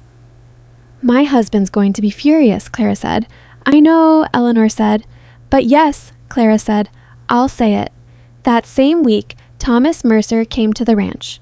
Nathan had gone to see him as planned, and the conversation had apparently been difficult in the ways Nathan had predicted. Thomas didn't like being put in a position, didn't like the implication that Crow's attentions toward him were anything other than straightforward generosity, and particularly didn't like the suggestion that the debt Crow had offered to settle was attached to something he should be concerned about. He told Nathan he'd think about it and hadn't communicated since. He arrived on a Tuesday evening without warning. He was younger than Nathan by about 8 years, with the look of someone who had grown up watching the world come easily to other people and had never quite stopped being irritated about it. He shook Eleanor's hand at the door with the wariness of a man who knows he's been outmaneuvered but isn't sure by what. They sat in the kitchen. Nathan made coffee. He'd started doing that in the past 2 weeks, taking that piece of the domestic routine without discussion. And Thomas sat with his hands wrapped around his cup and said, without looking at anyone in particular, "Crow's lawyer came to see me." "When?" Nathan said. 3 days ago." Thomas set his cup down. He had papers, a deed transfer pre-signed. "All I had to do was put my name on it and my debt gets settled and I walk away with $200 cash." He looked at Nathan. "That's more money than I've seen in a year." "I know," Nathan said. "He said you'd gotten yourself into a legal tangle, said your marriage was being investigated." Thomas glanced at Eleanor. "No offense intended." "No," Eleanor said, because there wasn't time for offense. "He said the deed would likely come to me anyway within the year through legal process, that I might as well take the money now and avoid the trouble." "Did you sign?" Nathan asked. Thomas was quiet for a moment that was slightly too long. "Thomas," Nathan said. "No," Thomas said, "I didn't sign." He picked up his cup again. "But I want you to explain to me why I shouldn't." Nathan looked at Eleanor. "Because Crow needs your signature to complete the transfer," Eleanor said. "As long as he doesn't have it, Nathan's legal position on the deed is defensible in court. If he has your signature, even if the deed condition is later found to be invalid, the transfer creates a complication that takes years to unwind."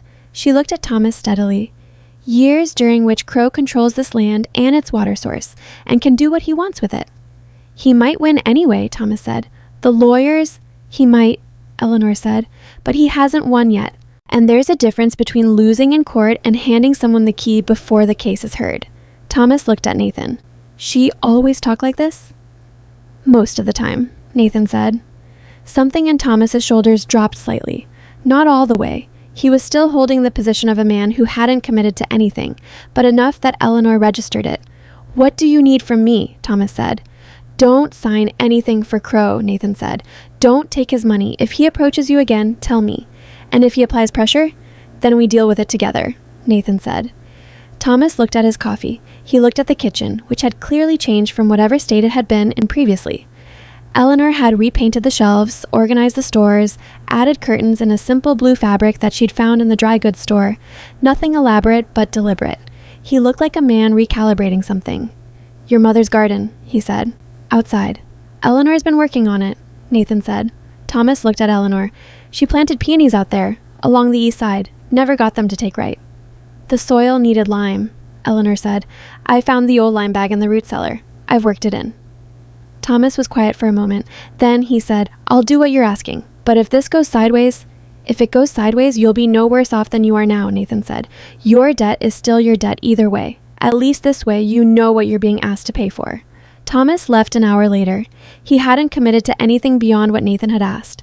Eleanor counted that as sufficient. Victor's next move came through Crow, which told Eleanor that the two of them had now formally coordinated rather than operating in adjacent interests. Crow's lawyer sent a letter to Arthur Vane stating that any attempt to introduce Eleanor Pierce's documentation in a territorial proceeding would be met with a counterfiling establishing her history of fraudulent accusations against respected businessmen. A filing that included, the letter noted, sworn statements from 3 individuals in Harlan County who had witnessed her mental and moral instability. Vane sent word back through Nathan that this was a standard suppression tactic and that he had seen it before, and that the counterfiling would succeed only if the evidence itself was found inadmissible, which it wouldn't be, but it would make the hearing more complicated. "More complicated how?" Eleanor asked. Nathan handed her Vane's letter. She read it. Then she read it again. "He's going to put me on the witness stand," she said. "If they file those sworn statements, Vane will have to let me answer them directly. That means I testify." She set the letter down. "That was always possible. I just hoped we'd have stronger ground before it came to that." "Is the ground we have not strong enough?" She thought about it honestly. 12 pages of organized narrative, Earl Gantry's testimony, Clara Hensley's eyewitness account, Vane's legal framework, the lien fraud filing. 3 of the 11 families confirmed and reachable. "It's stronger than what I had a month ago," she said, "but Victor has expensive lawyers and a network of people who owe him things." She looked at Nathan. "If I testify, he'll try to destroy my credibility in front of the judge. He's done it before." "He didn't have Vane before," Nathan said. "No." She was quiet for a moment. Nathan was watching her. He had the particular quality she'd noticed about him in moments of genuine difficulty. He didn't try to fix the feeling with words. He just let the silence be what it was, which was sometimes what you needed it to be. "There's something I haven't told you," she said. "All right. One of the sworn statements he'll present, one of the 3 people in Harlan County who'll say, 'I'm unstable.'" She stopped, started again. "It's the wife of my former employer, the one who believed Victor's letter and let me go. She had a reason to believe it beyond just loyalty to him." "What reason?" "I found irregularities in her husband's accounts too," Eleanor said. "Not Victor's level, smaller, personal dishonesty. I didn't report it, I didn't use it, but she knows I know." She looked at the table. "She'll say whatever she needs to say to keep that information from coming out." Nathan was quiet for a moment. Can Vane account for that? He'll try, but she's a respectable woman. Her word carries weight. Eleanor pressed her fingers flat against the table. "I'm telling you because if Victor produces her statement, it will look bad. I want you to know the context before you hear it in a courtroom." Nathan looked at her for a long moment. "You've been carrying a lot of things," he said. "I'm accustomed to it." "I know," he paused. "That doesn't mean you should be." It was such a plain thing to say. She looked at him, and he was looking back at her, and she understood, with the particular clarity that comes when you've been managing alone for long enough that your definitions have quietly shifted, that he meant it exactly as he'd said it. She didn't have a response for that. She looked at the table instead. 9 days until Aldrich's circuit," Nathan said. "Vane wants us in Millfield 4 days early for preparation." "I know." "Then we have 5 days here." She nodded. "The peonies," he said, "along the east side of the garden. Will they come up this season if you work the lime in?" The change of subject was deliberate, and she knew it, and she was grateful for it in a way she didn't have words for. "Probably not this season," she said. "Maybe the next." He nodded. He stood up and took his coat from the hook by the door. He stopped. He said, without turning, "I'd like it if they did." He went out to the barn. Eleanor sat at the table for a moment. She looked at the window, at the east side of the garden where she'd worked the lime into the soil that morning. She thought about next season. Then she picked up Vane's letter and started making notes in the margins, because there were 9 days left and she still had work to do. They left for Millfield on a Wednesday morning, 5 days before the hearing. Eleanor had packed the night before, the tin box wrapped in oilcloth and set at the bottom of her bag, the 12 pages of organized narrative in a separate leather folder that Vane had sent out with a courier, her 2 changes of clothes, and the work gloves she'd kept even though she wouldn't need them in Millfield, because leaving them behind felt like leaving something she wasn't ready to leave. Nathan had packed with the efficiency of a man who'd spent years doing things alone and had never accumulated the habit of taking much with him anywhere. Thomas had agreed to look after the ranch while they were gone.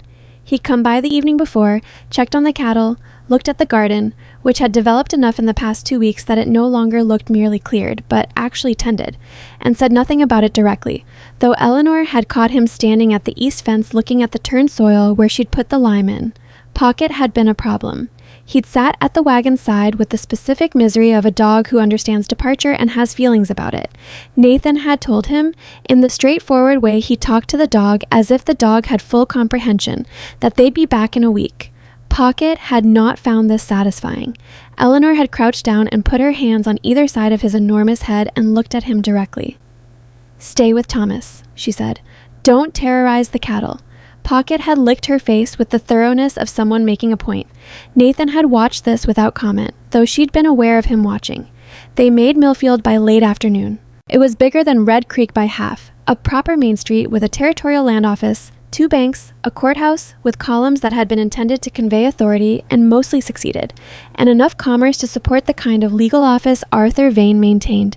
2 stories, clean windows, a painted sign that had been recently refreshed. The kind of office that communicated stability without trying too hard. Vane himself met them at the door. He was a compact man in his late 50s with quick, precise movements and the focused energy of someone for whom thinking was a physical activity. He shook Nathan's hand, shook Eleanor's hand, looked at her for exactly the time it took to form an assessment, and said, "Good. You're earlier than I expected. We have a great deal to do." He showed them to rooms in a boarding house 2 streets over. Separate rooms, which Eleanor appreciated for reasons that had nothing to do with propriety and everything to do with the fact that she needed to sleep, and told them to rest for 2 hours and come back. Eleanor sat on the bed in her room, which was clean and impersonal in the way of places that exist to be used and moved on from. She opened the tin box. She didn't take anything out. She just looked at the contents, the layered history of 3 years, the documents she'd protected across 500 miles of frontier, and then closed it again. She thought about the room with the lock on the door at Nathan's ranch. She thought about how that room, which had started as the only solid thing in an arrangement full of uncertainty, had quietly become something else. Home was a word she was careful with. She'd lost enough places to know that calling something home before you were sure of it was a way of making the loss bigger when it came. She put the tin box in her bag. She washed her face. She went to meet Vane. The next 4 days were the most concentrated work Eleanor had done since the 6 weeks in Party. Vane ran his preparation with the systematic intensity of a man who did not believe in wasted time. He went through every document twice, once for content and once for chain of custody, which meant Eleanor had to reconstruct verbally and in detail exactly how she'd obtained each piece of paper, when, from what source, and who else had handled it. It was exhausting in the way that precision is exhausting, requiring sustained focus with no room for approximation. She didn't mind it. She was good at precision. Nathan sat in on the preparation sessions and said relatively little, which was the right thing to do. He wasn't the primary witness, and he understood that. But he was present in a way that was not passive. When Vane pushed Eleanor hard on a point, testing for weaknesses the opposing lawyers would find, Nathan paid attention to her answers with the focused alertness of someone who was simultaneously learning and evaluating. Once, when she'd gotten a sequence of dates slightly wrong and Vane had caught it immediately, Nathan had leaned forward and said quietly, "April, not March. You told me April the first night you went through the gantry documents." He'd been right. She'd corrected herself. Vane had looked between them for a moment and then moved on without comment. Earl Gantry arrived on Thursday morning. He came alone, which Vane had advised against, but Gantry was a man who made his own decisions about how to manage himself, and he sat down in Vane's office and went through his testimony with the methodical precision of someone who has been thinking about this story for 4 years and is finally being asked to tell it in the right room. Clara Hensley arrived that afternoon, accompanied by her husband, who turned out to be less hostile than she'd predicted. He'd spent a week apparently thinking about it and had arrived at the position that if his wife was going to do this, he would be there, which was its own kind of declaration. He sat in the corner of the room throughout the session and said nothing, but he was there. The widow Pell was the surprise. Vane had been in contact with her for a week, and Eleanor had prepared for the possibility that she'd refuse. The woman was elderly, she'd been through years of fighting a loss that had gone nowhere, and she had no particular reason to trust a lawyer who'd reached out to her out of nowhere with a story about new evidence.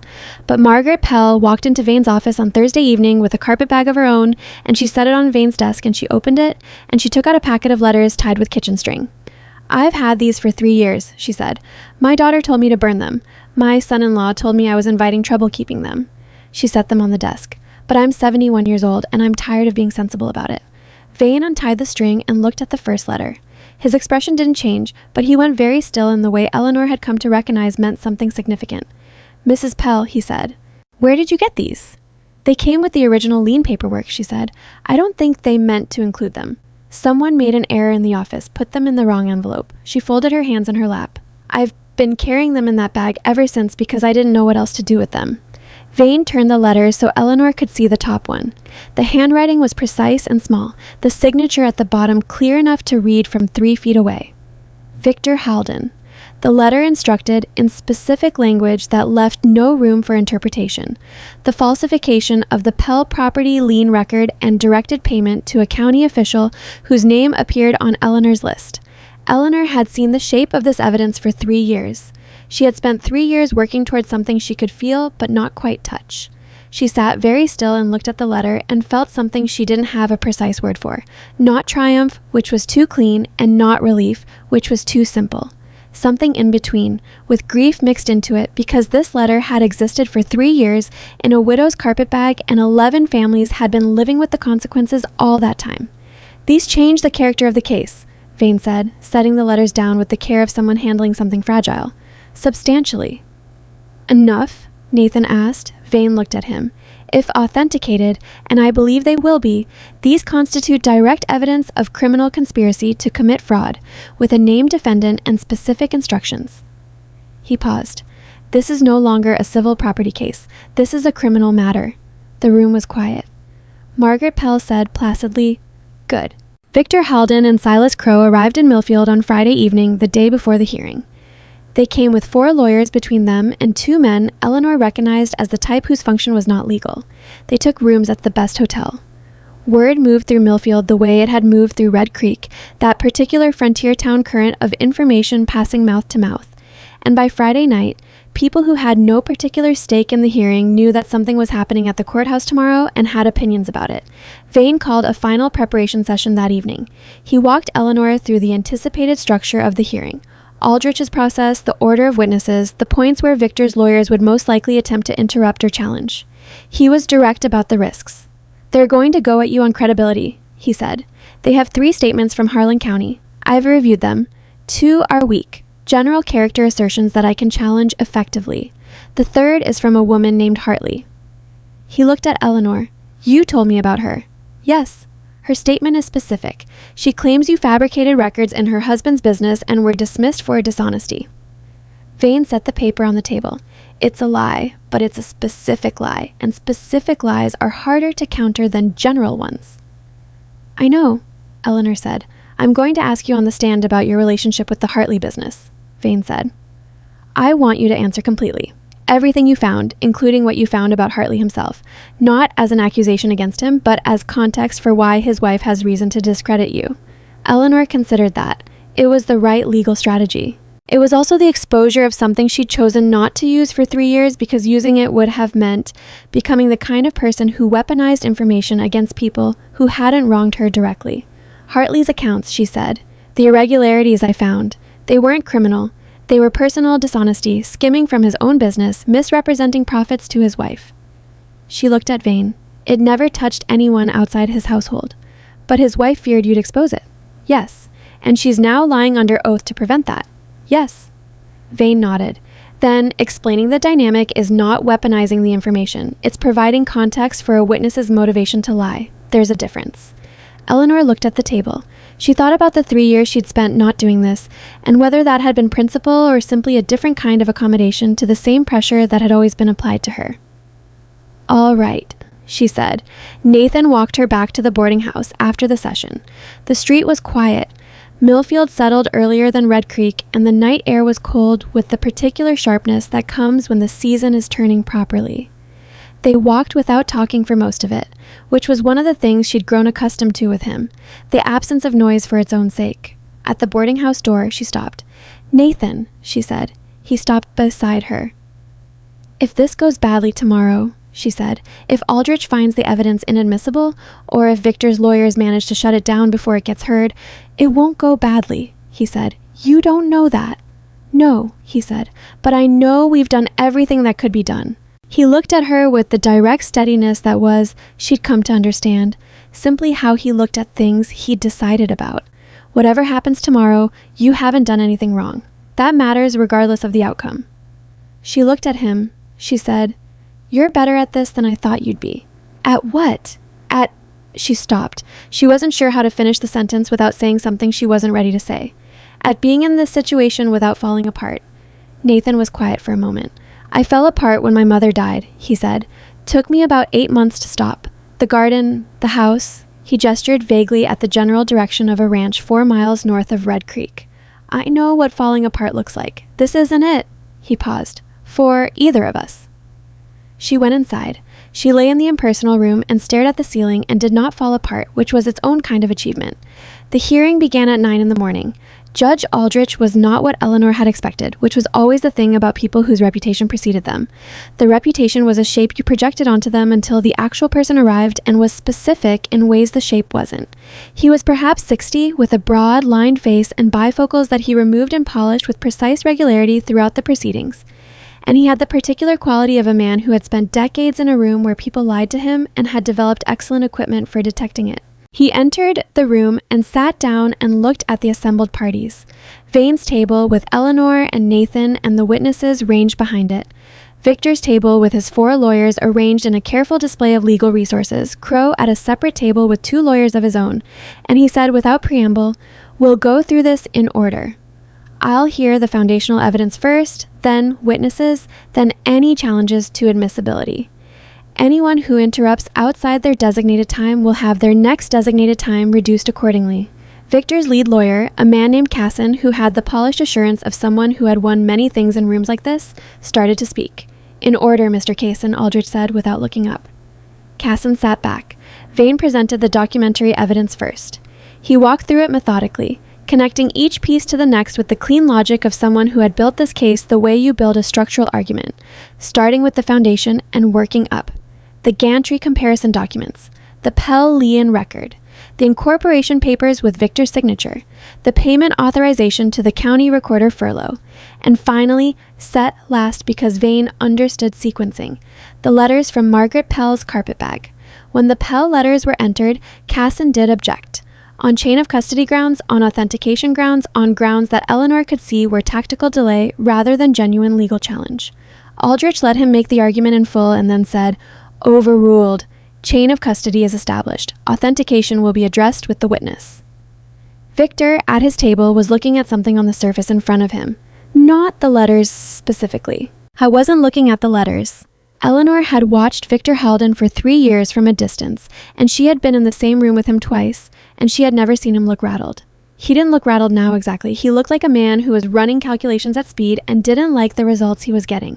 Earl Gantry testified for 40 minutes. He was not a polished witness. He stumbled over dates, got the name of the county recorder wrong on the first attempt, and at one point stopped mid-sentence and sat quietly for a moment before finding his way back. But he told the truth, which had a specific texture that was different from practice testimony, and Aldrich was watching him with the attention of a man who knew the difference. Casson cross-examined for 20 minutes.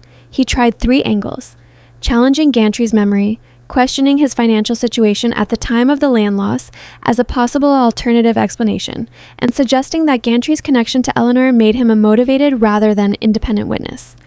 Gantry answered each one with the flat patience of a man who has had 4 years to think about what happened to him and is not going to be confused about it.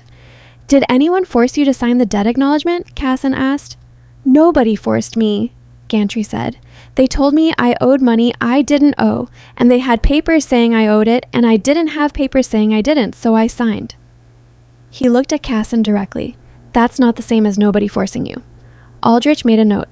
Clara Hensley testified after gantry. She was visibly nervous. Her hands were clasped tight in her lap, and she spoke faster than she probably intended. But what she said was precise and unambiguous. She had seen Crow's man at the county records office the day before the gantry filing. She named the man. She described what he was carrying. She said she'd said nothing because nobody had asked her, and because in Red Creek you understood that some things were not safe to volunteer. Casson challenged her identification of the man. Clara said she'd seen him before and after on the streets of Red Creek, always in Crow's company, and she named 3 other occasions. Crow's lawyer stood and objected. Aldrich overruled him. Margaret Pell testified about the letters. She explained where she'd found them, how she'd kept them, why.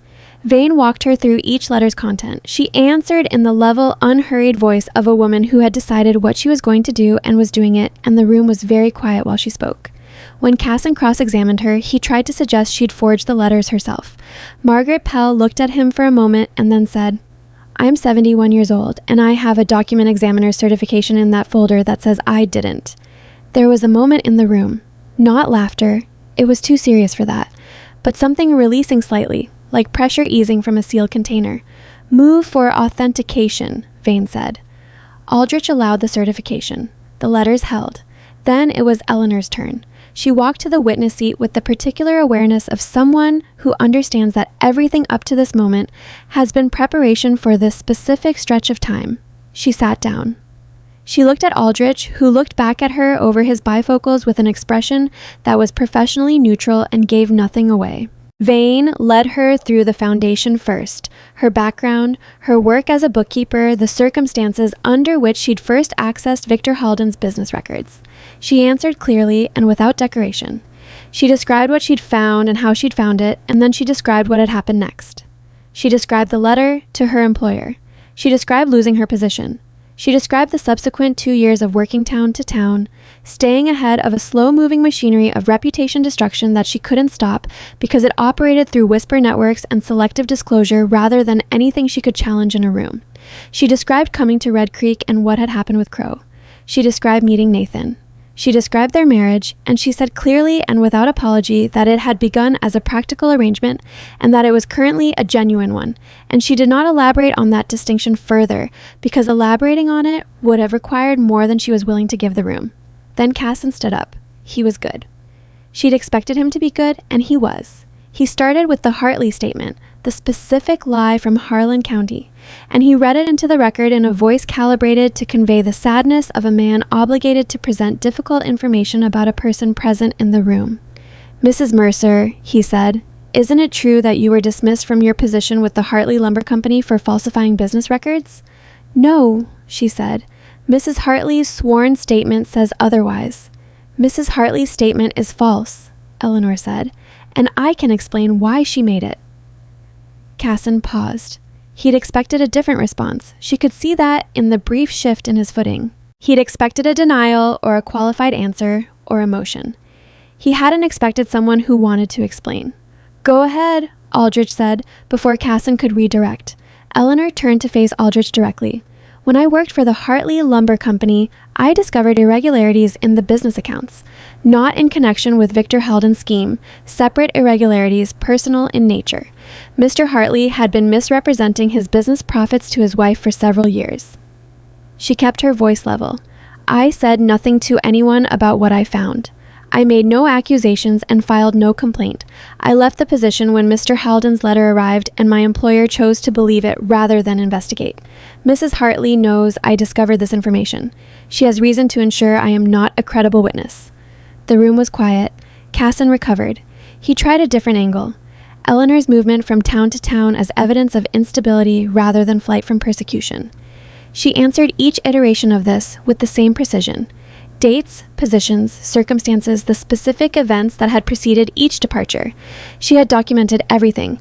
She had always known this conversation was possible. Casson tried the marriage. "Isn't it true that you entered into this marriage for financial benefit with no genuine marital intent?" "No," Eleanor said. "You married a man you'd known for less than a day." "Yes." "Under circumstances of personal financial desperation." "Yes." "And you expect this court to believe—" "What I expect," Eleanor said, "is for this court to evaluate the evidence. What was in my heart when I married is a question I'd rather answer than deflect." She looked at Casson steadily. I came to this marriage because I needed stability and protection. Nathan Mercer offered both without asking anything dishonest of me in return. What has happened in the weeks since is between two people who live together and work together and have been through a difficult situation, honestly. I won't pretend it started as something it didn't, but I'll also say clearly that what it is now is real. She didn't look at Nathan. She knew where he was in the room. She'd known since she sat down. But looking at him while she said that was not something she was willing to do in front of everyone. Casson went back to his table. He conferred with the other lawyers. He came back with one more attempt.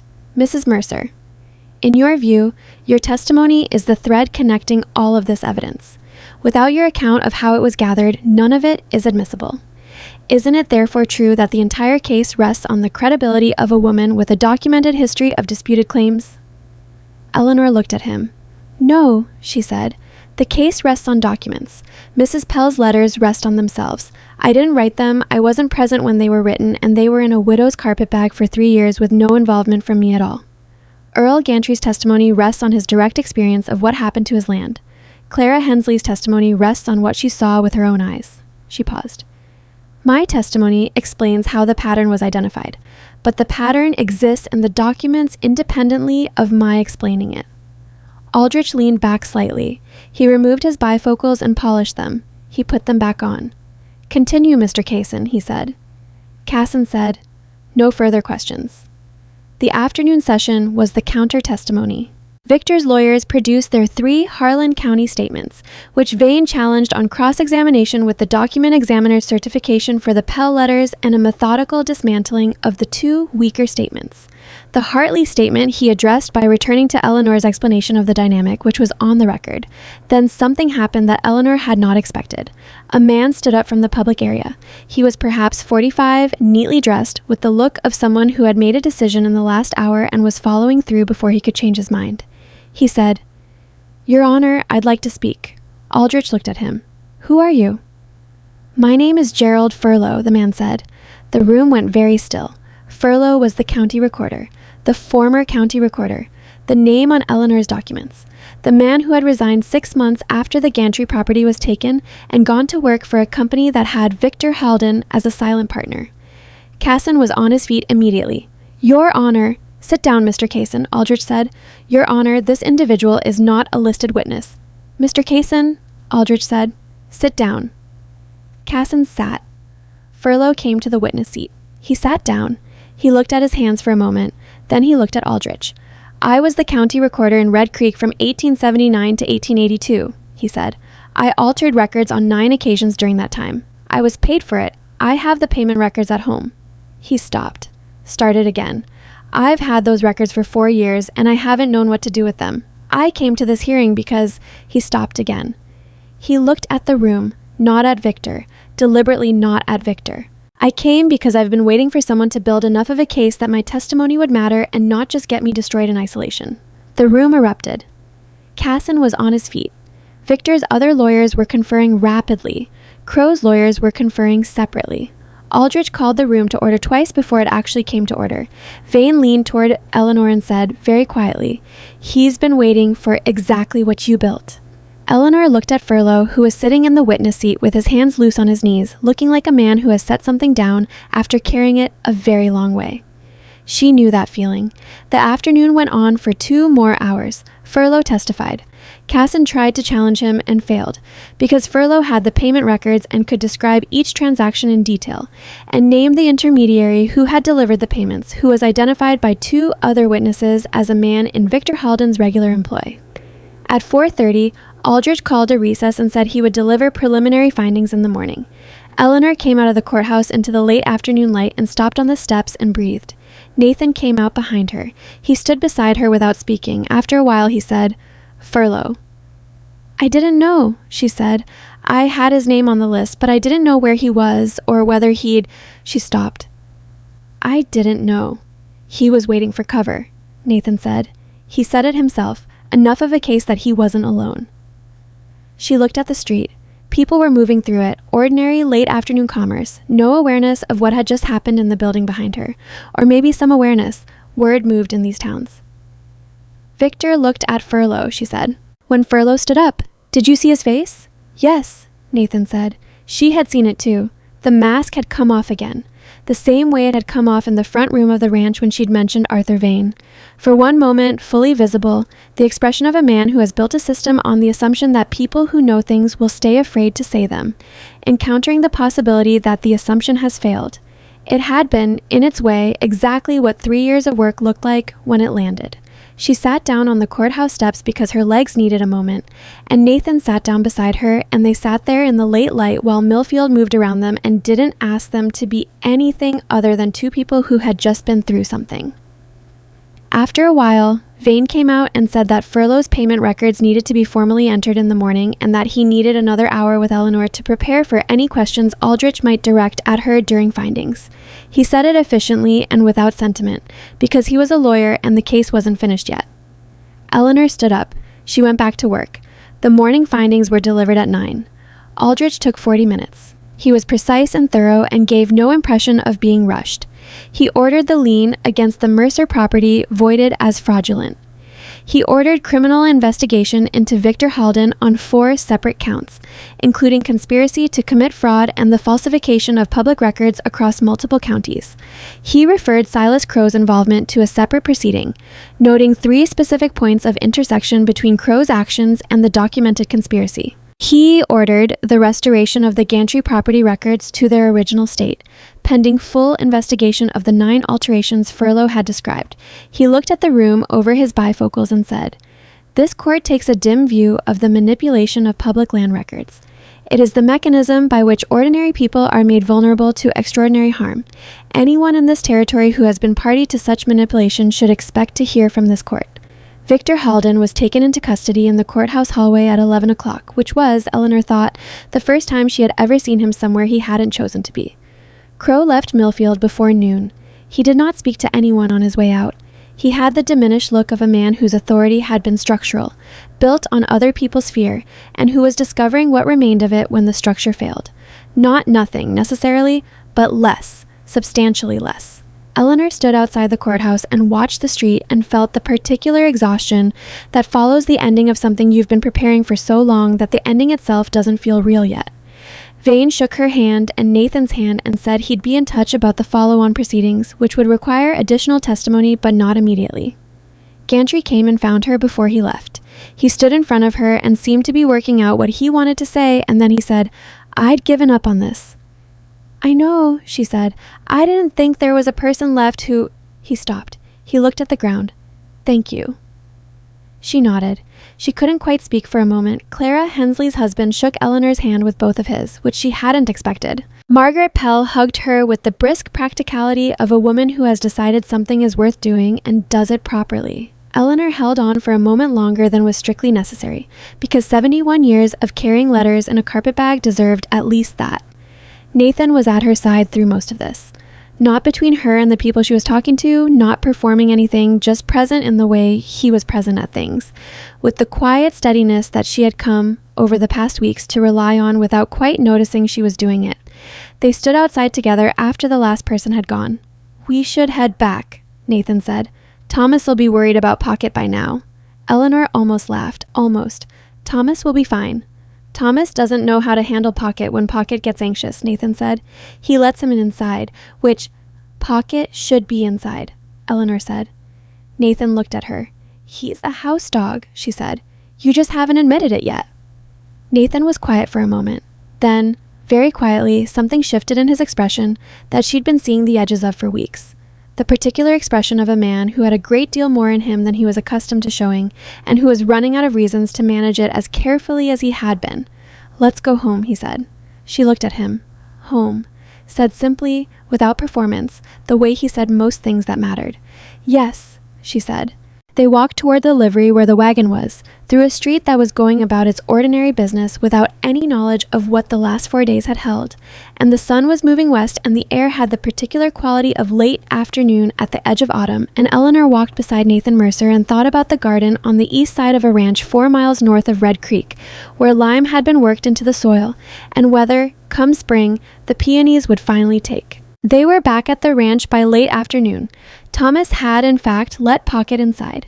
This was immediately evident when they came through the door and found the dog arranged across the entirety of the sitting room floor with the air of an animal who has discovered his correct place in the world and intends to defend it. Thomas was in the kitchen eating a bowl of something and looked up with the expression of a man who knows he did something wrong and has decided the best position is mild defiance. He was anxious, Thomas said. I know, Eleanor said. She set her bag down. Pocket lifted his head, registered her presence with the slow-building recognition of a dog who has been worried, and then got to his feet and came to her with the careful dignity of someone who had been through something and needed it acknowledged. She put her hands on his head. He pressed his face against her coat. How did it go? Thomas asked. Nathan set his coat on the hook. Aldrich ordered a criminal investigation into Halden. Crow lost the Red Creek political situation. The lion on this property is voided. He said it factually, the way he said most things. Thomas was quiet for a moment. He looked at his bowl. So you're keeping the land? Yes. And the deed situation. Vane filed a legal clarification on the trust condition this morning, Nathan said. We're married. It holds. He looked at Thomas. I know that's not what you were expecting. Thomas didn't say anything for a moment. He had the particular stillness of someone working through something they hadn't entirely resolved yet. Eleanor watched him without making it obvious she was watching. She'd learned that Thomas processed things better when he didn't feel observed. The money Crow offered, Thomas said finally. For the signature. Yes, I didn't take it. I know, Nathan said. I want to be clear about that. I didn't take it. Thomas, Nathan said. I know, and I'm grateful. Thomas pushed back from the table. He stood up. He looked at Eleanor with the expression he'd had since the first evening he came to the ranch. Not hostile, but not quite settled either. The expression of a man adjusting to a version of his family that was different from what he'd expected it to be. She did all right, he asked Nathan, meaning the hearing. She did more than all right, Nathan said. Thomas looked at Eleanor. He nodded once, a specific, deliberate nod that she recognized as a form of respect from someone who didn't offer it easily. Then he picked up his coat and said he'd be heading back, and he went out, and that was Thomas. The ranch was very quiet after he left. Eleanor stood in the kitchen and looked at the shelves she'd reorganized, the curtains she'd made, the cast iron stove she'd learned the particular temperament of over 6 weeks. Pocket had followed her in and was conducting himself with great restraint against the wall, waiting. Nathan came in from checking on the horses. He stopped in the kitchen doorway. He looked at the room, and then at Eleanor, and then at the room again. You should sleep, he said. I should, she said. I won't. He understood that. He put water on for coffee without asking. They sat at the kitchen table the way they'd sat there dozens of times in the past 6 weeks, and the coffee was strong and not particularly good, the way coffee made at the end of a long day rarely is, and neither of them talked for a while, which was fine. After a while, Nathan said, Vane sent a message before we left, about the follow-on proceedings. I know, I read it. He says Furlough's testimony is going to open up the other counties. The 9 alterations he described. Some of those families are going to be reached. Yes. And you'll need to testify again. Probably twice more, depending on how the criminal proceedings develop. I know. He was watching her. That means staying. She looked at her coffee cup. I know what it means. Our arrangement, he said carefully. The original terms. They've been... The deadline we set was 6 months. We're at 6 weeks. She said nothing. You're free to stay or leave on whatever terms make sense to you, he said. I want to be clear about that. Nothing that happened in Millfield changes what I said when we started this. You don't owe me anything. Eleanor looked at him. He was looking at the table, not at her, in the way he had when something was costing him something and he was managing it carefully. Nathan, she said. He looked up. When Aldrich read the findings this morning, she said, and he voided the lien, do you know what I thought about first? He shook his head. The south fence, she said. The section we mended together, I thought, now nobody's going to take that fence from him. She stopped. From us. Nathan was very still. I don't know exactly when it changed, she said. I've been paying attention to it and I still can't find the precise moment. But somewhere between the south fence and the garden and a very large dog who has decided I'm his person. She stopped again. She made herself continue because she'd spent 3 years saying things that were hard to say, and she wasn't going to stop now for something that was only hard in a different way. This is home. I'm not staying because of the testimony. I'm staying because this is where I want to be. The kitchen was very quiet. Nathan said, the original arrangement is finished, she said. I know. I'm not asking to renegotiate an arrangement. I'm telling you something, and you can do what you want with it. He looked at her for a long moment. Then he reached across the table and put his hand over hers. Not a dramatic gesture, just a hand, warm from the coffee cup, set down on top of hers with the deliberate simplicity of someone who has decided to stop managing something. All right, he said. That was it.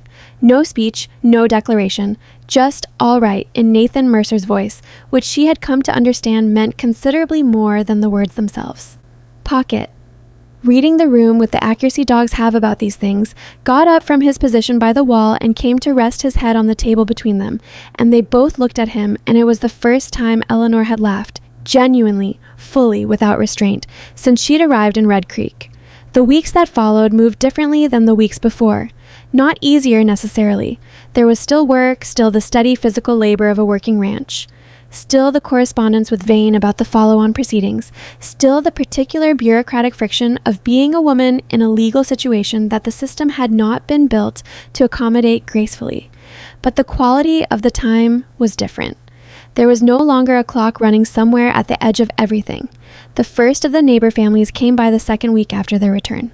The Hendersons, who had a ranch 2 miles east, had watched the Millfield proceedings from a distance and had apparently been talking about it. Ed Henderson appeared at the gate one morning with his hat in his hands and said to Nathan, without quite meeting his eyes, that he wanted to apologize for not speaking up when Crow had pressured his business the previous year, and that if Nathan needed help with anything, he was available. Nathan said he appreciated it and that there was always fence to mend. Henderson laughed, startled, and said he'd come by Saturday. He came by Saturday. He brought his son. They spent the day on the north fence line that had been deteriorating since the previous spring, and by evening the thing was solid in a way it hadn't been in years. Eleanor made supper for 4 people, and it was the most crowded the kitchen had been since she'd arrived, and Nathan ate with the slightly dazed expression of a man who has been alone long enough that company at his own table had become remarkable. After the Hendersons, others came. Not all at once, and not everyone. There were people in Red Creek who had accommodated themselves to Crow's way of operating for long enough that his diminishment left them uncertain rather than relieved, and uncertainty made people cautious. But enough came. The Briggs family, who had been too frightened before the hearing, arrived one afternoon with a basket of preserved goods and stayed for 2 hours. Old Sutherland from the northern pasture road brought a fence post digger he had been meaning to return for 2 years. Mrs. Phelps from the Mercantile, who had been the first to turn Eleanor away in those early days, came to the ranch on a Thursday morning and said, without ceremony, that she had a bookkeeping situation she needed help with and had heard Eleanor had experience in that area. Eleanor had looked at her for a moment, long enough to acknowledge the history without making it into something that needed further discussion, and said she'd be happy to help. The bookkeeping work turned out to be genuinely complicated, the result of 3 years of record keeping by someone who had been doing it intuitively rather than systematically. Eleanor spent 2 afternoons a week for the following month untangling it. Mrs. Phelps paid her a proper wage, in cash, on time, which was not complicated at all. Crow himself was present but reduced. His political infrastructure had depended on the particular silence of people who knew things and chose not to say them. And once that silence had been broken in a territorial courtroom, it was difficult to reconstruct. He still had money. He still had some influence. But the specific quality of fear that had made him absolute in Red Creek, the sense that his reach had no limit, had been interrupted, and people who have discovered that something is not unlimited tend to test that discovery. A man who had paid Crow an unofficial tax on his lumber business for 4 years quietly stopped paying it in October and nobody came to his door. A merchant on the main street declined to carry the particular brand of goods Crow's cousin distributed and his store continued to operate. Small things. But small things were how that kind of authority eroded. One decision at a time, each decision emboldening the next one. The legal proceedings against Victor Halden moved slowly, which was how these things moved. Vane kept Nathan and Eleanor informed through letters that arrived every 2 weeks with reliable precision, and Eleanor read them at the kitchen table and made notes in the margins in the way she'd been making notes on documents since this started. She testified twice more by written deposition, both times in thorough, precise language that Vane reviewed and called excellent, and once in person before a different territorial judge who was handling the criminal fraud case specifically. That second personal testimony was in November, 4 months after the hearing in Millfield. Eleanor rode to the proceeding with Nathan and came back the same day, and the testimony was not as dramatic as the first had been. Less at stake in a single moment, more like fitting a piece into a structure that had already substantially taken shape. Furlough's cooperation had changed the landscape considerably. He had, it turned out, been keeping his own records with the specific foresight of a man who understood that the arrangement he was part of might eventually end badly and wanted some protection when it did. His records were meticulous in a way that made Eleanor, in a different life, think he might have been a decent bookkeeper. The cases moved forward. 2 families had land restored by December. The Gantry's restoration was formalized in January.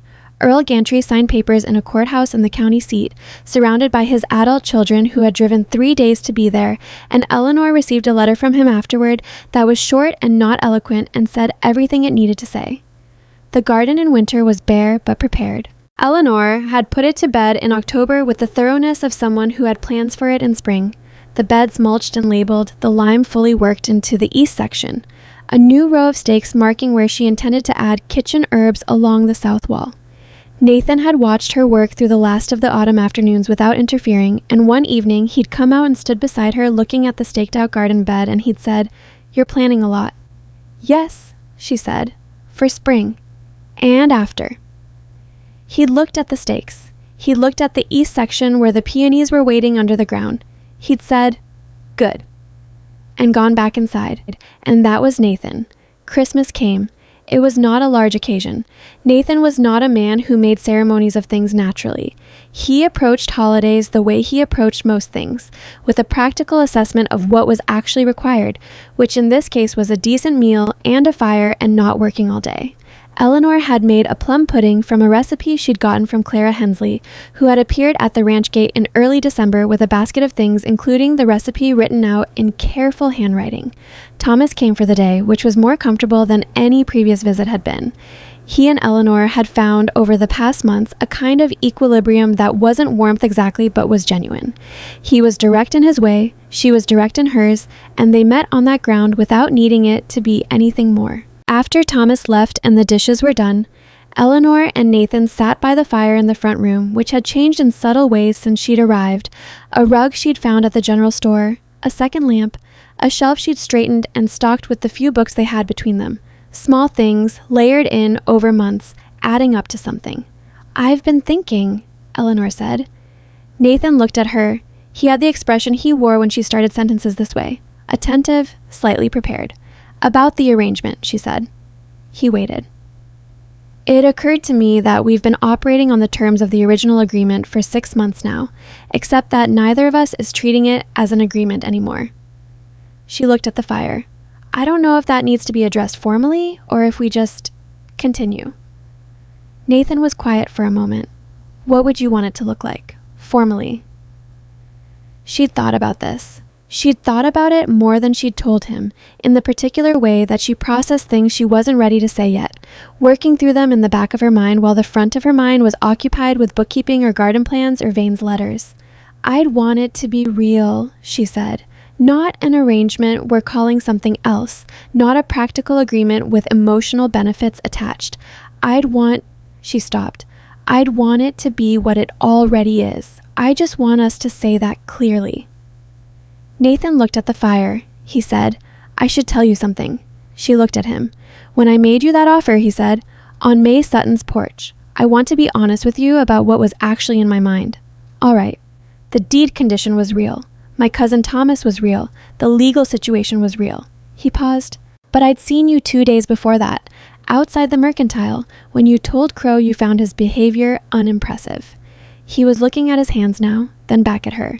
"I had been watching what Crow was doing to you in this town, and I'd been watching how you were handling it, which was..." He stopped. "I told myself I was making a practical proposal, but I'd been thinking about making it before I'd finished working out whether it was practical." Eleanor looked at him.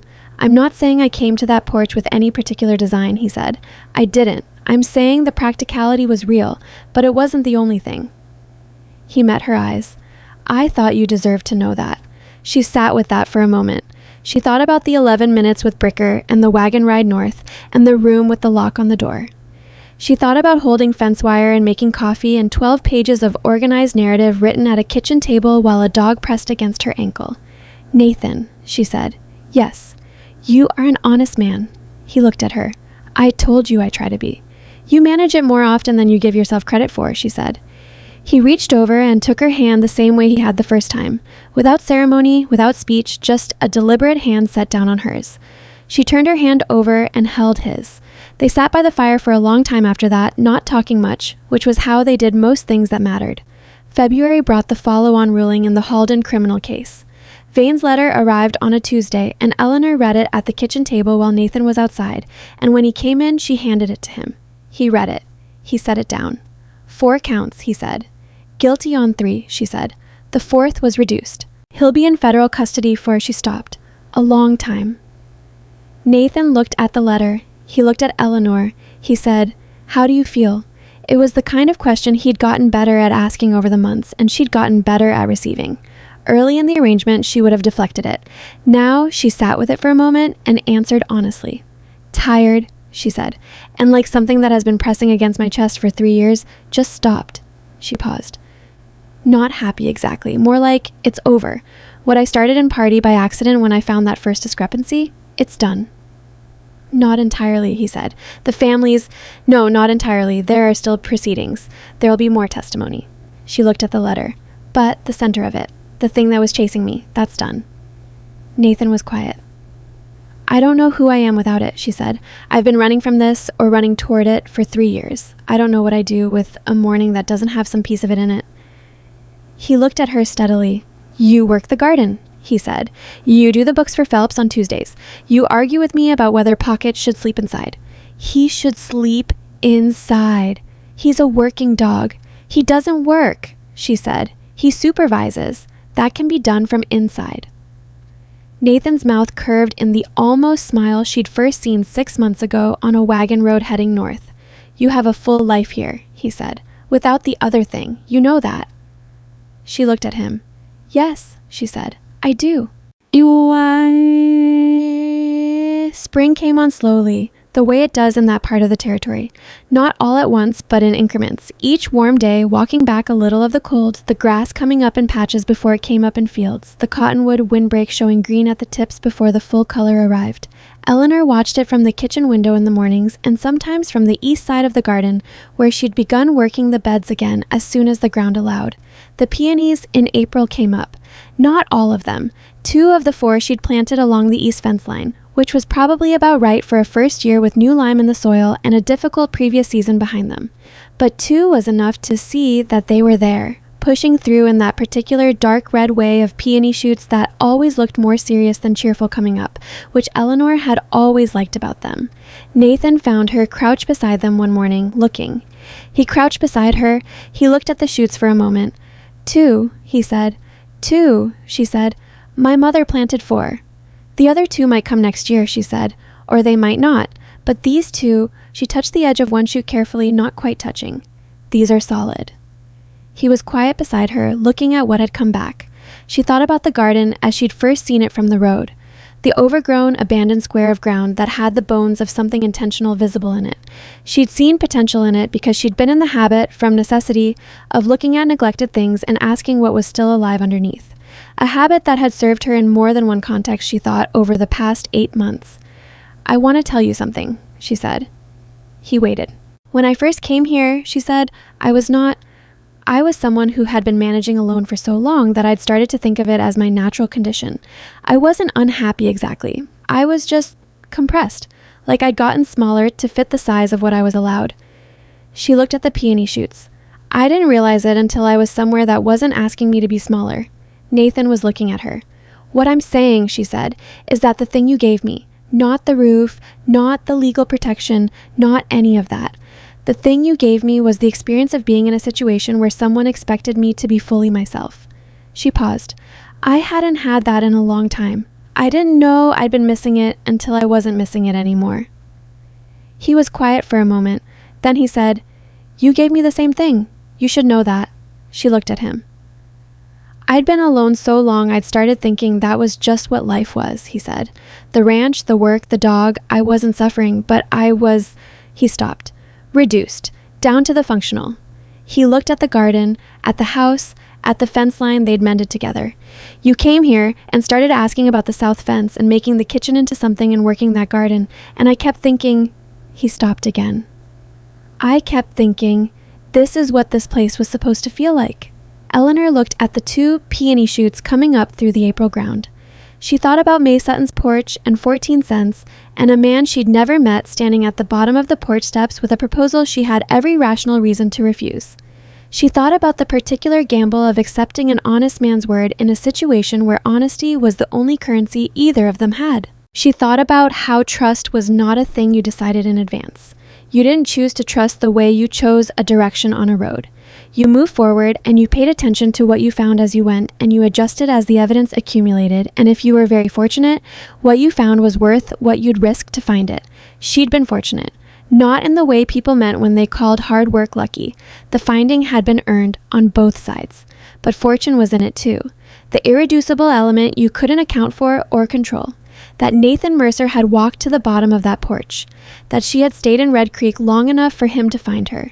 That 2 people whose lives had been reduced by circumstance and loss had stumbled into exactly the arrangement each needed in order to be returned to themselves. You couldn't have planned it. You could only, once it was in front of you, have the sense to recognize it. Nathan, she said. Yes. I'd like to stay married to you, she said. Not because of testimony or deed conditions or anything practical. I'd like to be your wife because I want to be. She looked at him. If you'd like that.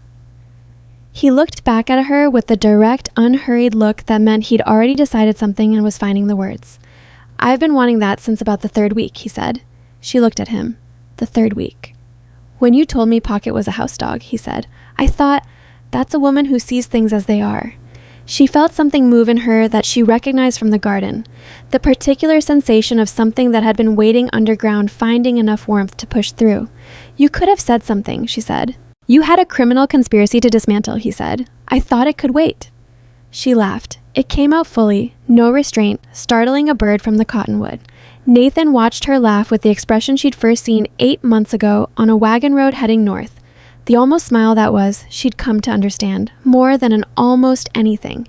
It was simply the way a man who had learned to be careful with himself looked when he was happy. They stayed crouched by the peony shoots for a while longer. Longer than the examination of the shoots required, because the morning was fine and there was nowhere they needed to be. And the small, ordinary, unremarkable fact of being in exactly the right place had not yet worn thin enough to move through without noticing. Pocket appeared around the corner of the house. He saw them crouching in the garden and came over with the purposeful energy of a dog who has deduced that something is happening and intends to be part of it. He pushed his enormous head between them and looked at the peony shoots with apparent seriousness. He's not going to dig them up, Eleanor said. You don't know that, Nathan said. He has more sense than you give him credit for. He ate the left boot off a pair I'd had for 8 years.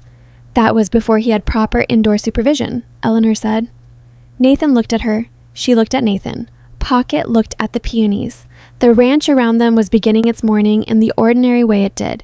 The cattle moving in the far pasture, the cottonwood windbreak catching the first real warmth of the day, the south fence holding solid against a pale blue April sky. It was not a dramatic landscape. It had no ambitions toward grandeur. It was simply good land, maintained by honest work, capable of producing things that grew slowly and lasted. Eleanor thought there were worse things to spend a life on. She thought about the people who had walked through the past 8 months with her, Gantry, who had almost given up, Clara Hensley, who had been afraid and done it anyway, Margaret Pell, who had carried letters in a carpet bag for 3 years because she couldn't make herself burn the truth, Furlow, who had waited for someone to build a structure around his courage before he could use it. Each of them had made a single decision, to speak, to show up, to not sign, to not burn, and those single decisions stacked together had become something none of them could have accomplished alone. That was the thing people misunderstood about courage. They thought it was a quality, something you had or didn't have, a permanent characteristic of certain kinds of people. It wasn't. It was a choice made in a moment under conditions that made the other choice considerably easier. And the conditions under which you made that choice were shaped by everyone around you, by whether someone was fighting beside you or leaving you to fight alone, by whether the structure of what had been built was strong enough to support the weight of one more person adding their voice to it. Nobody was courageous in isolation. They just didn't know who was holding them up. She had spent 3 years believing she was running alone. She had not been running alone.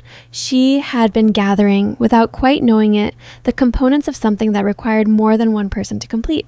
And she had arrived through a combination of desperation and luck and the particular stubbornness that her first employer had correctly identified as indistinguishable from courage, exactly where she needed to be, on a ranch 4 miles north of Red Creek, crouched beside 2 peony shoots in April, with a man who told her the truth and a dog who had already made all the significant decisions. It wasn't how she'd have drawn it if someone had asked her 3 years ago what the end of this looked like. It was better. Nathan stood up. He held out his hand. She took it and stood up beside him. They stood for a moment looking at the ranch, the fence lines, the barn, the house with its curtains and its 2 lamps and its kitchen that smelled like coffee in the mornings. "South fence needs to be checked," he said. "I know," she said. "I'll get my gloves." She went inside. She got her gloves from the hook by the kitchen door, the work gloves she'd brought all the way from Millfield because leaving them behind had felt like leaving something she wasn't ready to leave. She pulled them on. She went back out into the April morning. Nathan was waiting at the fence line. She walked toward him through the new grass, and Pocket bounded ahead of her with the permanent optimism of a creature who understands that going somewhere with the people you've chosen is sufficient reason for enthusiasm, regardless of the destination. The morning held, the fence held, the peonies, 2 of them, pushed further into the light.